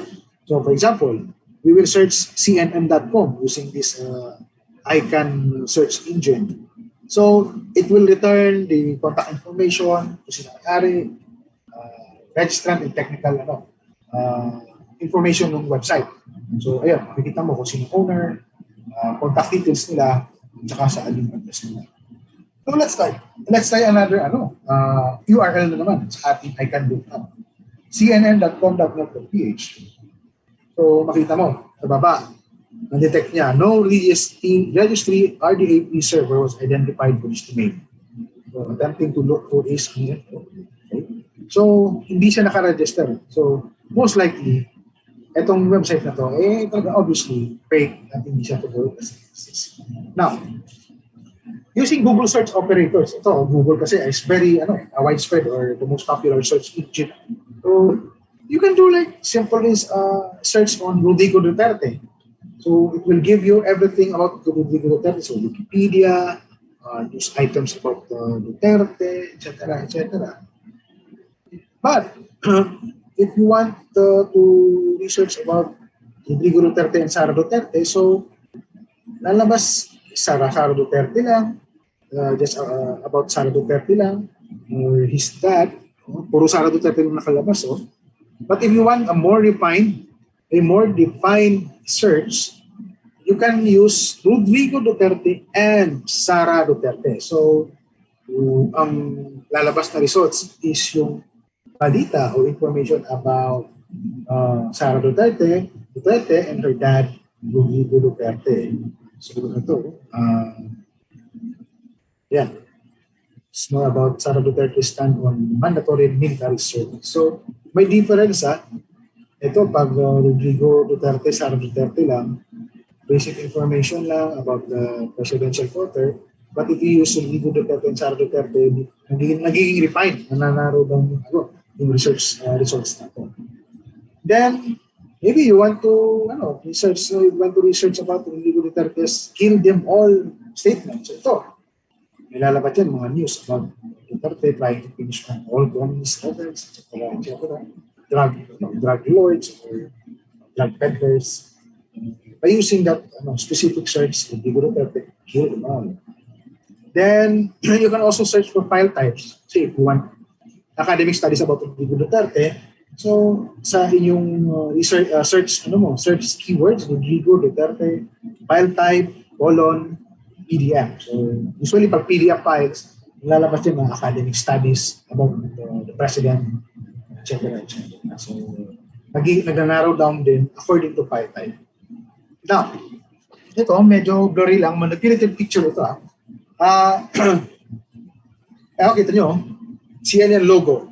Then, yung parang caption is, hospitals in lockdown as first COVID patients start eating each other patients. So, this actually came out at the onset ng vaccination against COVID. Well, akala mo totoo, no? Parang nag-zombie na yung mga pinakunahan. But actually, this is an old picture. This was manipulated. This picture was actually published in 2019 pa, before the pandemic, by the New York Times. It's a trauma bay sa emergency room or the emergency department ng Temple University Hospital where they're trying to revive a person, resuscitate a person, pero wala nangyari. The person didn't pull through. So ito, ginamit sa the picture was manipulated and may mga elements na nilagay to make it appear na yung mga nabakunahan against COVID became zombies. But actually, it's not. Lumang picture na manipulated lang. Then we also have this, mass graves daw during the pandemic sa Italy, Europe. Para mass grave, mga namatay sa pandemic na nilibing lang in one big grave So, pwede natin i-verify yan using yung image search ng Google. So, unlike the usual Google search engine, nalalagay ka ng words, ito pictures. You just drop the image dun sa sa search field para ma-verify kung ano ba yung image na yun. So, ito, picture na to, ilalagay natin dito sa image search ng Google, and lalabas ito. This is actually a scene from the movie Contagion. More than 10 years, a decade before the pandemic happened. And Contagion is also a movie about a pandemic, but ibang naman yun, virus. Fiction lang yun. But basically yun, kita mo, madali lang, no? Just cut a portion ng movie, make it an image, then ilagay mo sa internet. Ito, ganyan. Nangyayari sa pandemic sa Italy. Ito pa, may picture na to, may lanterns na variation, may snow pa. So, baka sabihin mo, China ba to, Japan, Korea, saan pa? So, there we can use the metadata search. So, we can go to metadata.go.com. Again, just like dun sa image search in Google, drop mo lang yung image, and then the results will be like this. So, sino may-ari ng picture, kailan ba na-shoot to, anong caption, etc. So, this picture is owned by Agence France-Presse, and its caption niya or abstract is a man walking past a tree decorated with lanterns at Jingshan Park on a snowy day in Beijing, that's in China, on January 20, 2022. So, yan din yung pangalan ng photographer ng kanyang agency. So, that's how you examine metadata ng picture. So, parang ID. Ito din, no? This, fact check to old video nung inauguration ng Philippine Arena in Bulacan, ginamit para to manufacture propaganda for a candidate. So ito daw yung yung February 8, the start of the campaign for national candidates. Ito daw yung scene dun sa kick-off ng campaign ng isang kandidato ng kanyang running mate. Pero actually, nung na-check to, going back to old videos, this particular scene was actually sa inauguration nung arena way back pa, nung time pa actually ni the late President Ninoy Aquino. Actually, si President Ninoy Aquino was there. He attended the inauguration. And kita-kita, pare-pareho lang the same images, pero may nag-manipulate to make it appear na ito daw yung scene dun sa kick-off ng campaign ng isang kandidato. So, this was verified by Verifies and Check PH na tawag dito. This was verified by I think AFP Philippines nag-fact check ito.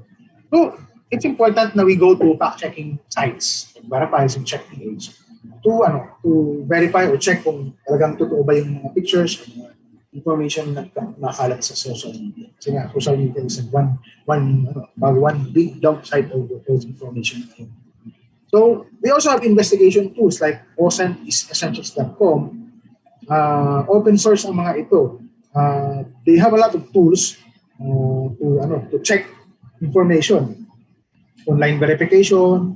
Let's say, for example, Facebook, they have these tools. Yes, we have something for Facebook. Then Maps, Google Maps. Let's say, for example, you want to may picture ka ng isang protest rally sa isang lugar na nangyari daw ngayong araw. You want to verify kung nangyari nga ba yan ngayong araw or in that place. But just say you want to know if it happened in Makati. So you can use yung maps tools nila to verify kung Makati nga ba nangyari yung if the place is indeed in Makati. Then they also have tools for YouTube, Twitter, Instagram, then yun, may image search din sila. Yandex with Bing, TinEye, and Google background. So that's from OSENTessentials.com. This was shared to us by one of the seminars that I also attended on fact checking. Ayun, so lahat naman tayo may karapatan to express our opinions, but to have our own set of facts, mahirap ata yun. To have that particular mentality just to support or buttress our opinion. Again, I hopefully gising pa tayo, and salamat po sa inyong indulgence. Salamat din sa inyong pasensya kung ayaw na po sa kanila. Okay, thank you, Francis. Marami tayong tips na binigay sa ating mga audience today on how to do fact-checking. I think kung meron mang isang main takeaway from that mini workshop is that hindi mo kailangang maging professional journalist para mag-practice ng fact-checking and verification. Kasi yung mga tools na binanggit kanina ni Francis, those are all available to us. Hindi mo kailangang mag-register, hindi mo kailangang magbayad. At your fingertips for you to use para mag-verify at mag-fact-check. So at this point, I'd like to call back Ms. Weng and Francis again. And kung sino po yung may mga questions, please feel free to drop them sa ating chat box.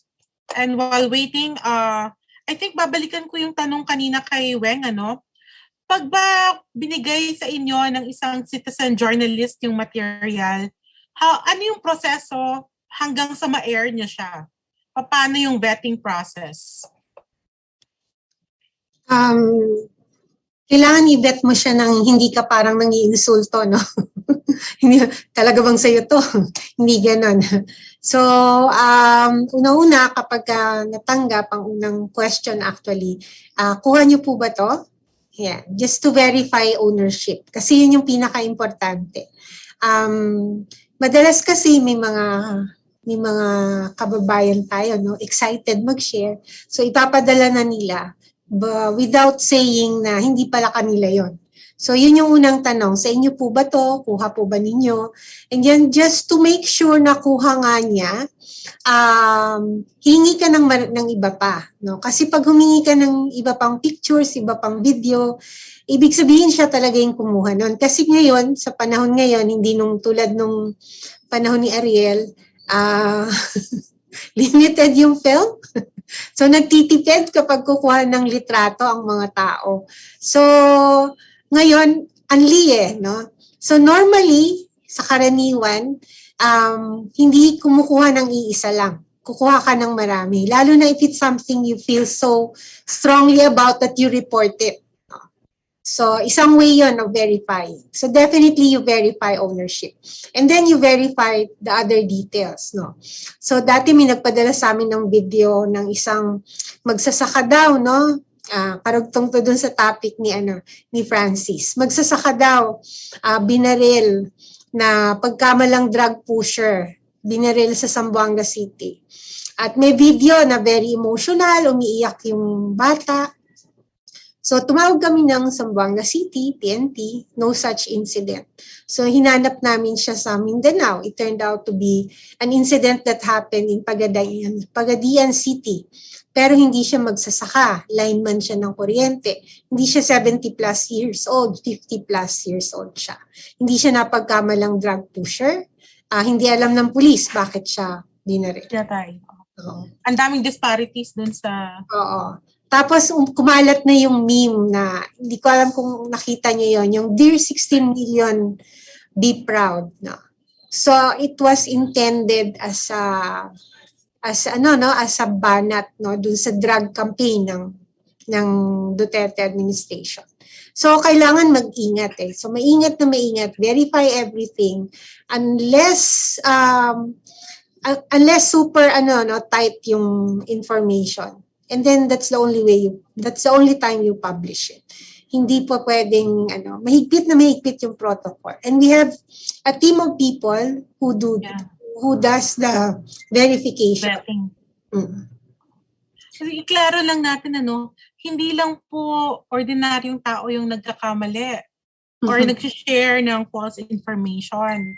Marami na pong instances na official sources, sila po mismo ay maaring misinformed or disinformation yung nangyari.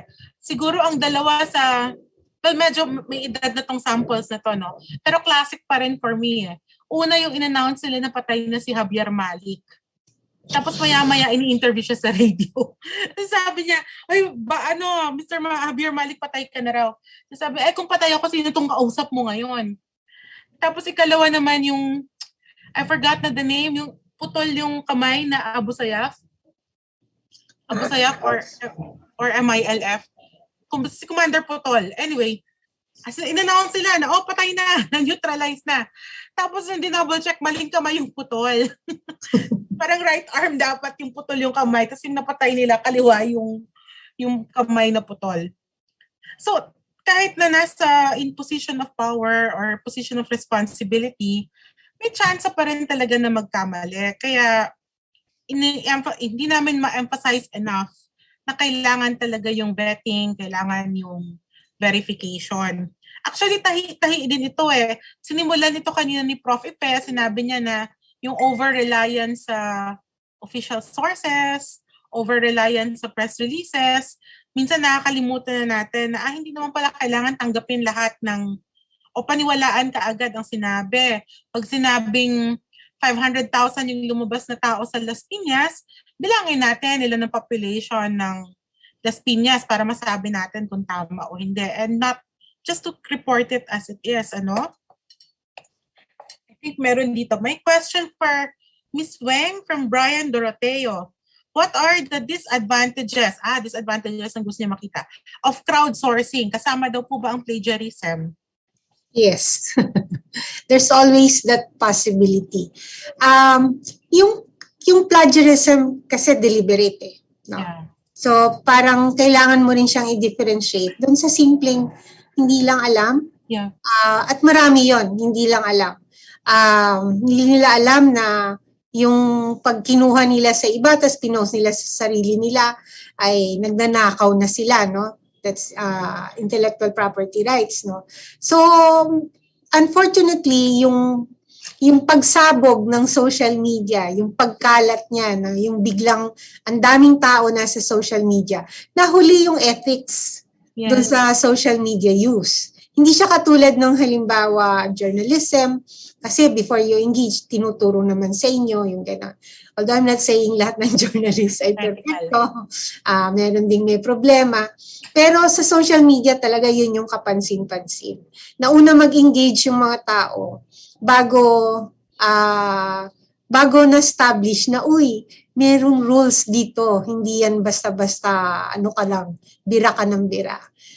So yun hindi kasi siya, and until now, no, para sa akin, until now hindi pa rin malinaw or hindi na-i-imbibe, no, yung rules. Hindi ko alam kung ano yung dapat nating gawin para i-promote yung mas tamang paggamit ng social media. Ano pa yung disadvantages? Kung minsan pare-pareho kasi hindi unique yung kung paano nila tinitingnan. So, kung minsan yung nakukuha mong materials, pare-pareho lang sila ng sinasabi. Pero kung halimbawa as opposed to a trained journalist, no, mag-iisip yan ng anggulo, mag-iisip yan ng hindi lang yung main subject, kung minsan nung incident yung pwede mong interviewin, pwede ka pa rin mag-interview ng iba. Pero kasi hindi trained, so kung ano yung pinaka-obvious, yun yung kukunin nila. But you also have citizen journalists who are actually have become very good at it. No? So meron na silang, alam na nila, like pag halimbawa, malakas ang bagyo, nag-alert na, alam na nilang magpapahinto na ng biyahe ang Coast Guard. So pupunta na sila dun sa pantalan kasi alam nilang maraming mas stranded. Tapos mag-i-interview na nila, anong problema mo na hindi ka ngayon nakaano. So meron ding nadidevelop. No? Meron ding natututo from the experience. Tapos yun yung magandang i-mentor at saka i-nurture ng mga because they can learn and they want to learn. Yun yung maganda. Lalo na siguro ngayon, na parang, although lumalabas na yung mga journalists natin, parang, like for example, covering these elections, hindi naman lahat kaya mong puntahan or hindi lahat kaya mong mag-deploy ng tao para mag-cover. So minsan nakadepende rin tayo dun sa binibigay or nire-report sa social media ng mga tao on the ground. Francis, may tanong ako kasi 'di ba kanina sinabi natin na isa sa mahusay talaga yung social media presence ng The Guardian. Paano ninyo in-institute yung parang check and balance na kung gagamit kayo ng material na galing sa social media or in the process of trying to be the first to post something sa news, hindi kayo malulusutan ng false information? Yeah. Actually, tedious process. Kahit pa kilala namin, say a friend provided us some material via messenger or whatever email, whatever medium, tine-check pa rin namin kung talagang sa kanya ba. Or maybe we could even search, back search kung baka na-publish na yun before kasi nga ayaw naman nating maka-violate ng intellectual property rights ng mga kasama natin. So yun, we check kanilang material yun, original ba sa kanila yun, na sila talaga kumuha ng pictures. Then if we see materials dun sa mga Facebook accounts na hindi naman namin friends, but interesting lang, and we believe that it's newsworthy, it fits the news report that we have, talagang you don't just grab agad. Kakato ka doon, sir, friend, pwede bang magamit yung picture mo sa ganitong balita? At ito yung balita, paggagamitin ito, explain natin sa kanila kung saan siya gagamitin, saan siya lalabas, kung pakilala ng tama yung organization para at least hindi rin naman nabigla yung may idol na lumabas sa balita. Kasi baka naman sa kanya, that's just a personal thing na nilagay niya sa Facebook na it's not really for news purposes. So, yung konting galang lang sa proprietary rights ng social media. Do you ask permission, for example, if you see an interesting photo or video posted online? Kasi diba sabi ni Weng, parang nauna yung paggamit sa social media. Nahuli yung pag-iisip or paghulma kung ano ba ang guidelines in terms of ethics. Pero halimbawa, yung simpleng bagay na yon, pag ba nasa social media, automatic for public consumption, naiiba ba ang patakaran kung ang nag-post ay isang government official or local LGU executive at isang pribadong citizen? Parang clear naman po sa amin, clear naman yung division. Kung nakalagay naman doon sa public official, public person, government official. Sorry, ako lang ba o hindi ko marinig si Francis? Okay lang po ako. I think. Pero okay naman po. Okay po ba? Miss Joyce? Yata may problem, sorry. Baka okay. So, kung public officials po, check naman kung talagang it's official Facebook page ni public official na for public consumption. Tsaka obviously yung mga materials naman doon, pag public official o government officials, okay, cute. obvious naman. But usually nagbe-verify pa din kami, especially first time na na-encounter namin. Ma'am, sir, is this the official Facebook page niyo? Because or these pictures are for public consumption ba? We can use this in news purposes, etc. Dun mas doble ingat lang kami dun sa mga private accounts kasi nga we still have privacy protection laws. Ingat na ingat kami dun. Kung government official, well, we can always specify government officials, but it won't hurt if you verify and ask kung is this official Facebook page ni Mayor ni Go for public consumption. So siguro it's really just a matter of attitude to those things. Kaya private to public, it really helps to verify and at least magpaalam lang kung ano ang purpose ng gagawin ng purpose of use naman. Sometimes it helps kasi may blue check. Tama ang blue check, Twitter, Facebook, or both. Yeah. So you'd know na ito talagang kanya, oo.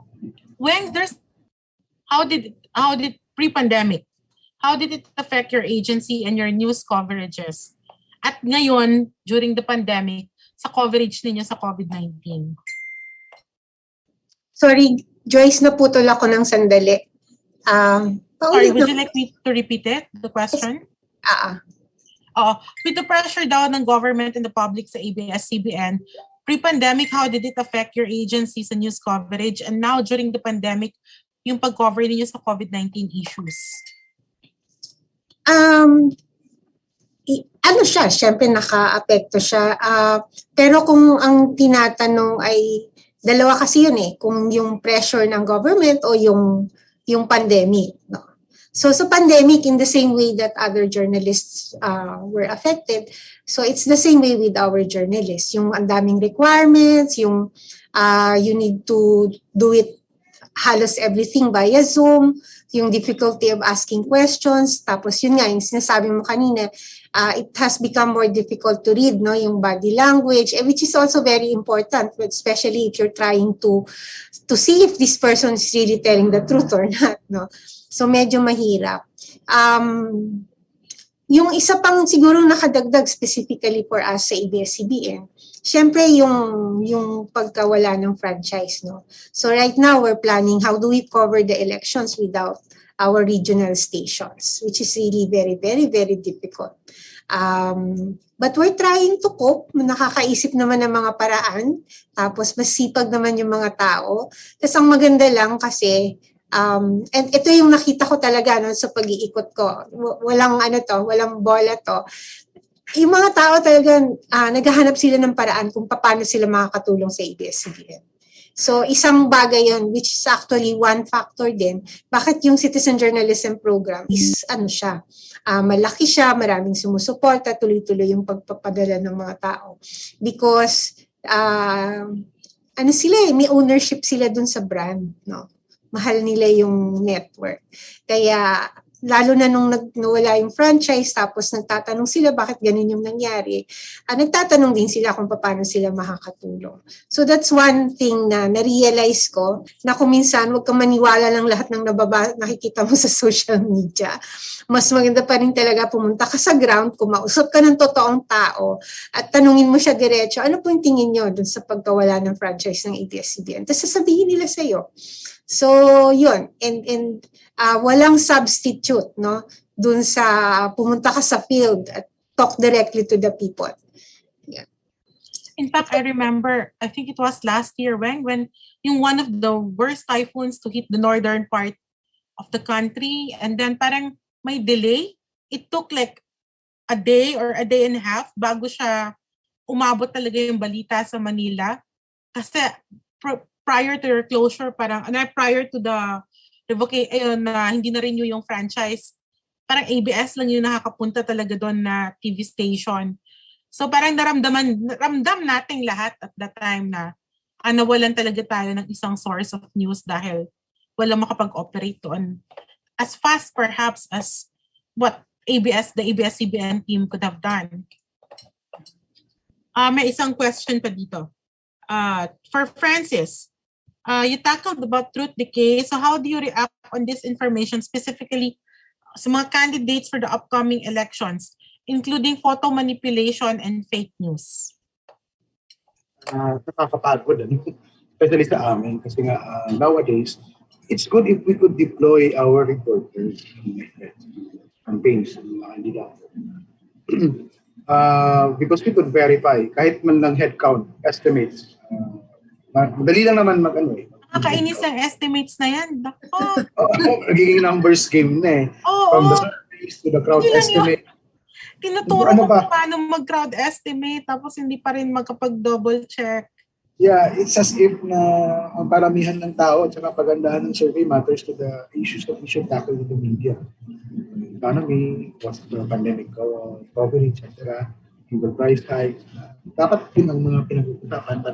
Well, anyway, nakakatuwa yung both sides with all candidates, paramihan ng tao. So, nakakapagod kasi nga, pag wala ka sa lugar, mahirap mag-verify. So, you go extra to really check the pictures. And minsan, sometimes, sabi namin, bakit pa natin papalabas itong crowds? For all we know, maybe nagagamit na rin lang tayo sa kanilang manipulation. And it's not even us, the journalists, but it's the parties, the campaigns themselves. Sometimes the volunteers themselves are responsible, not necessarily the campaigns. Because I've encountered a lot of materials na ang nagmamanipulate yung mga diehard fans na wala naman actually directly kinalaman sa campaigns. But of course, kung ikaw ang campaign, ba't mo naman hahayanan? Ganun karapid ang supporters, bibili ka. Yun nga, biases natin, they kick in. They will engage a lot more supporters. So, kung ako si campaign, I'll just leave it as that. Wala akong pakialam dyan, pero wala rin akong gagawin. So, nakakainis na we go to a lot of effort. Siguro, we cannot anymore neglect it, but we have to fact check them because nakakasira na eh. Eventually, journalism will be the one to suffer kasi nasasabihin, wala naman yung ginawa. Pinabayaan. Nakakapagod, it's thankless, but it's something that we have to confront and curtail, address. Tama. Sakit ng ulo po ng desk yan ngayon. We will have our last question and then we will close the discussion. Ito, I think Ms. Weng or Francis or even our Sina Ariel, lahat tayong andito can perhaps give a sentence or two to answer this question. Ano? Given all the challenges, the risk, and responsibilities ng ating profession, ano daw po ang tip or words of encouragement that we can give to our would-be journalists para hindi daw sila mahiya na mag-pursue ng ating profession? Isang mabilis na ikot sa ating apat siguro. Ako unahin ko na lang. Siguro hindi yung word na mahiya. Huwag matakot. With all what's happening right now, yung red tagging, yung mga violence, harassment against journalists, tapos demonizing, bastardizing a profession, dapat meron kayong resolve to do journalism if ever you want to take a path or career in it or on it. Kasi these are changing times, ano? Probably in the future, mag-iiba na yung landscape.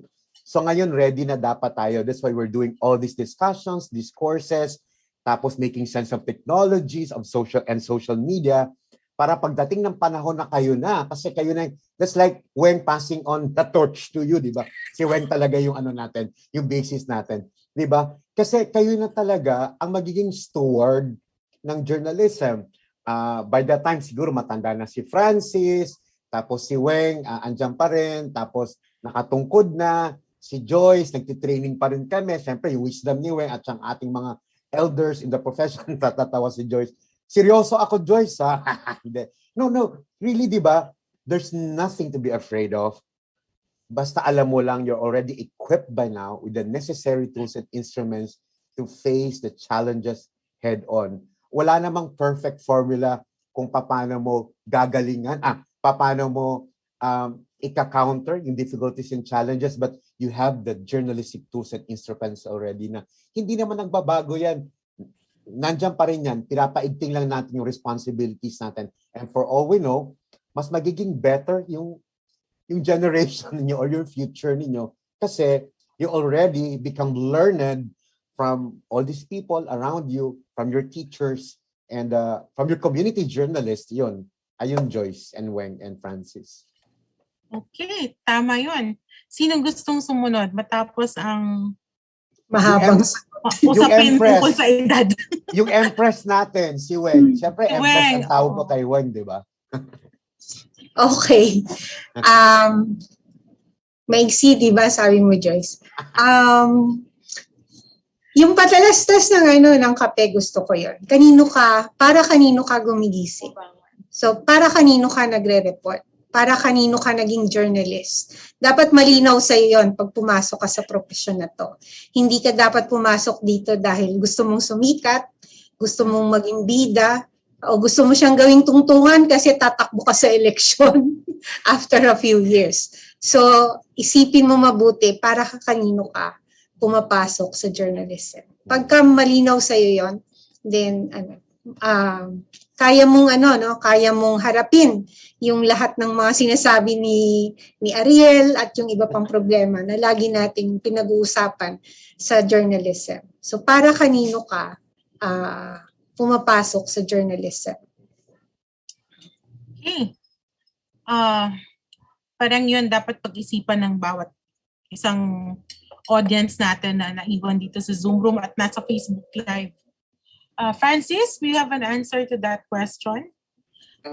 Gusto ko lang sabihin sa inyo na nagpahirap sa atin sa tanong na yan ay si Miss She. Sandoy. Ay, si Ma'am Sandoy. Oo, ang galing niya naman ni Ma'am. Francis, anong sagot mo doon sa tanong na yon? Yan nga, ang warning yung kay Miss Weng na sa mga nag-aspire na makasok sa journalism. Warning yun. Kasi nga ang trabaho sa journalism, one thankless job. You always go back to zero. In the part of the newspaper, once you put the paper to sleep, hindi yan tapos. It's at the end. You just go back to zero. You start the process over. Then you do your work right, you lose a lot of friends. And minsan, if they don't want to push you, they try to tempt you. If they cannot tempt you, they will harm you or even kill you. So, parang thankless job talaga. And if you succumb to ethical platforms, well, siguro maganda sa resources wise, sikat ka. You get the ears of the powers that be. But deep inside, kasing journalist ka. So, ako, I entered journalism, a bum decision. Wala lang talaga akong magawa. But I was very interested in the job. I never thought that I would stay here for more than 20 years. Because I already saw the future na, pag hindi mag-iingat yung mga current crop of journalists, magiging malaki ang problema. And we can already feel the problem. That's why it's very important na yung mga kabataan, they get a glimpse of what they're doing.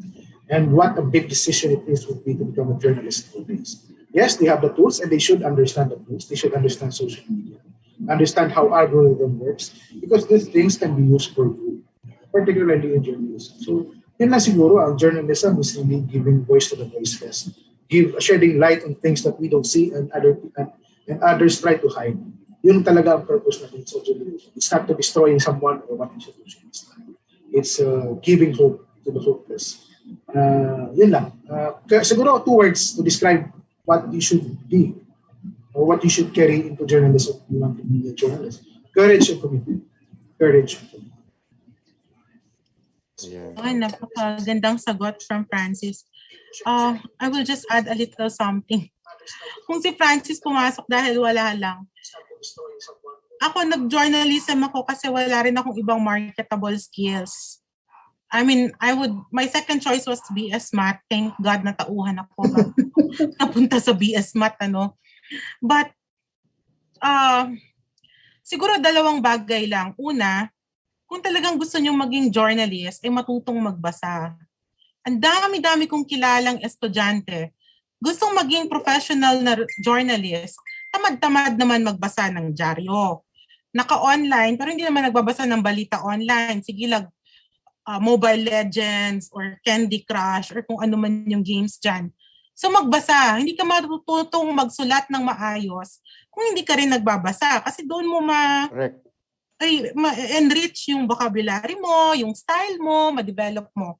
Ikalawa, ito lagi kong sinasabi sa reporters ko at nakatahi ito doon sa sinabi ni Weng. May rason kung bakit may byline sa dyaryo. And it's not for you to be in love with your byline. Dami kong kilala na yung mga batang reporters, in love na in love. Pag nawala yung byline, parang akala mo katapusan ng mundo. Hindi yan para sumikat ka. Ang byline ando dyan para alam kung sino ang kasuhan. Kung may mali dyan sa storya mo. So it is actually a reminder for you to be accountable. That you're going to be held accountable for what you write. Yeah. And only because napakalaki rin ng impact ng sinusulat ninyo. Maybe you don't see it immediately. Maybe the shaping of the way people think does not happen overnight. Lalo na dito sa atin, parang minsan gusto mo nang iuntog yung ulo mo, sulat kami ng sulat, hindi naman nababago yung sistema o yung pagtanaw ng tao. But the little things na nakaka-impluwensya ka, simpleng bagay like yung nagkaroon ng maayos na dingding at kubeta yung mga bata doon sa pinakitang video ni Weng. Yung mga yon hindi mo ma-quantify kung ano ang impact ng sinulat mo or ginawa mong klase na journalistic work. So yun, so two-pronged siya. Pa-inspire ka, do what is right, pero tapatan mo rin ng skills. magbasa ka, magsulat ka rin ng maayos. So yun. Correct. Para masungit yung pagkaka-deliver ko. Sorry. Because you're Hindi only naman as sa good as gutom your ako, last no? story. Diba? Sabi nga nila, Weng, no? Francis, Yeah. you're only as good as your last story talaga. Yun. Totoo So, yun. It's always back to zero pagdating sa Yeah, next. make it as if it's your last. Oo. Kaya nga, pag nag-scan ako ng mga old files namin, ang layo pa ng profit recruiter para ngayon. Pag napapansin mo yan, somehow, papasalamat ka na because masikat ka, hindi may natutunan ka sa trabaho. Correct. Or worse, kung may nakalusot na mali, di ba? Parang the next day, gusto mong bumukaling lupa. Pakilamot na ko. Bakit Gusto mo nang ito matunaw. tumusok sa akin? Oo. Ayun, time check tayo, Joyce. It's Yes, already eto na. 4:36. We're supposed to end at 5, pero tama na yung, it's a long afternoon already, and probably we have exhausted a lot of questions already and been answered by our resource persons. Joyce, sige. Ayun, maraming salamat to all of our resource speakers. Si Weng, si Francis, kanina si Prof. Ipe, and si Joseph who joined us earlier. Salamat sa lahat ng ating participants. Actually, I will call back Ariel for his last message. Pero quick reminders lang, the tech team will put sa chat box natin yung link para sa survey ng HSF. Please accomplish the survey. Yung mga nakapag-accomplish po ng survey ay mabibigyan ng certificates. Although for this leg, correct me if I'm wrong, Ariel, I understand those who were at Facebook Live, parang we will accommodate them and give them also certificates dahil nagka-problema lang sila. Oo. Especially those yung nag-comment or nag-ask ng questions, meaning active participation pa rin sila. Tama, Joyce. Tama ka dyan, Joyce. So, ayun, ako na pala yun. Ako So na ba? ayun, for my part, thank you everyone. I turn you over to Ariel. Ayun, palakpakan naman natin yung ating PPI Seminar Director and all our resource persons, tsaka yung production technical team natin, of course, Seidel Foundation, and of course, University of Antique. Huwag po kayo magsawang umattend sa mga PPI activities natin. Monthly, meron po kami. You don't need to be invited po. Ngayon sinasabi ko na, dahil friends na tayo, I mean, your universities are the part of this PPI Scholastic engagement. Kayo na po ang bahalang bumisita sa aming Facebook page para sa more announcement and details of our activities every month. So kung gusto nyo po at sa tingin nyo ay matututo at may kabuluhan sa buhay ninyo or sa inyong pagiging estudyante, punta na kayo. Hindi pumunta sa meeting room. Pero mag-participate na kayo. Okay? Basta ipopost namin yung mga pabas. This is really open. These are activities open to you guys. Apart from our media, institutional training program. Ayun, maraming salamat uli sa inyo. It's weekend. Sana po ay you spend your weekend wisely and prayerfully, sabi nga natin, Joyce. At sana po ay marami kayong natutunan sa ating mga resource persons ngayon at bit-bit natin yung kaalaman natin. And thank you very much for ilan to? For all of hindi ko na mabasa, Joyce, kung ilan sila sa meeting room who stayed on. Alam natin, Joyce, na yung iba talaga gustong tapusin, pero syempre, yung data, yung internet connection, naiintindihan po namin kayo. Pero, papadalhan pa rin namin kayo ng certificates of participation natin. Yan po ang mahalaga sa PPA because we recognize and appreciate your attendance and your active participation in this webinar. Maraming salamat, Dr. Crespo, kay Ma'am Sheila Sandoy, sa ating training team, sila Care, sila Priscilla, si Ate Bess, si Risa, si Rog, at sa ating PPI board na sumusuporta lagi sa atin, presented by our trustee for the Visayas, Alex Pal. Thanks very much, everyone. Enjoy your weekend, enjoy your Friday, at pwede na po tayong kumain. Thank you very much. Please do not forget the survey questionnaire form and please like the Facebook pages of PPI and Seidel Foundation. And thank you, Carol and Attorney Gats.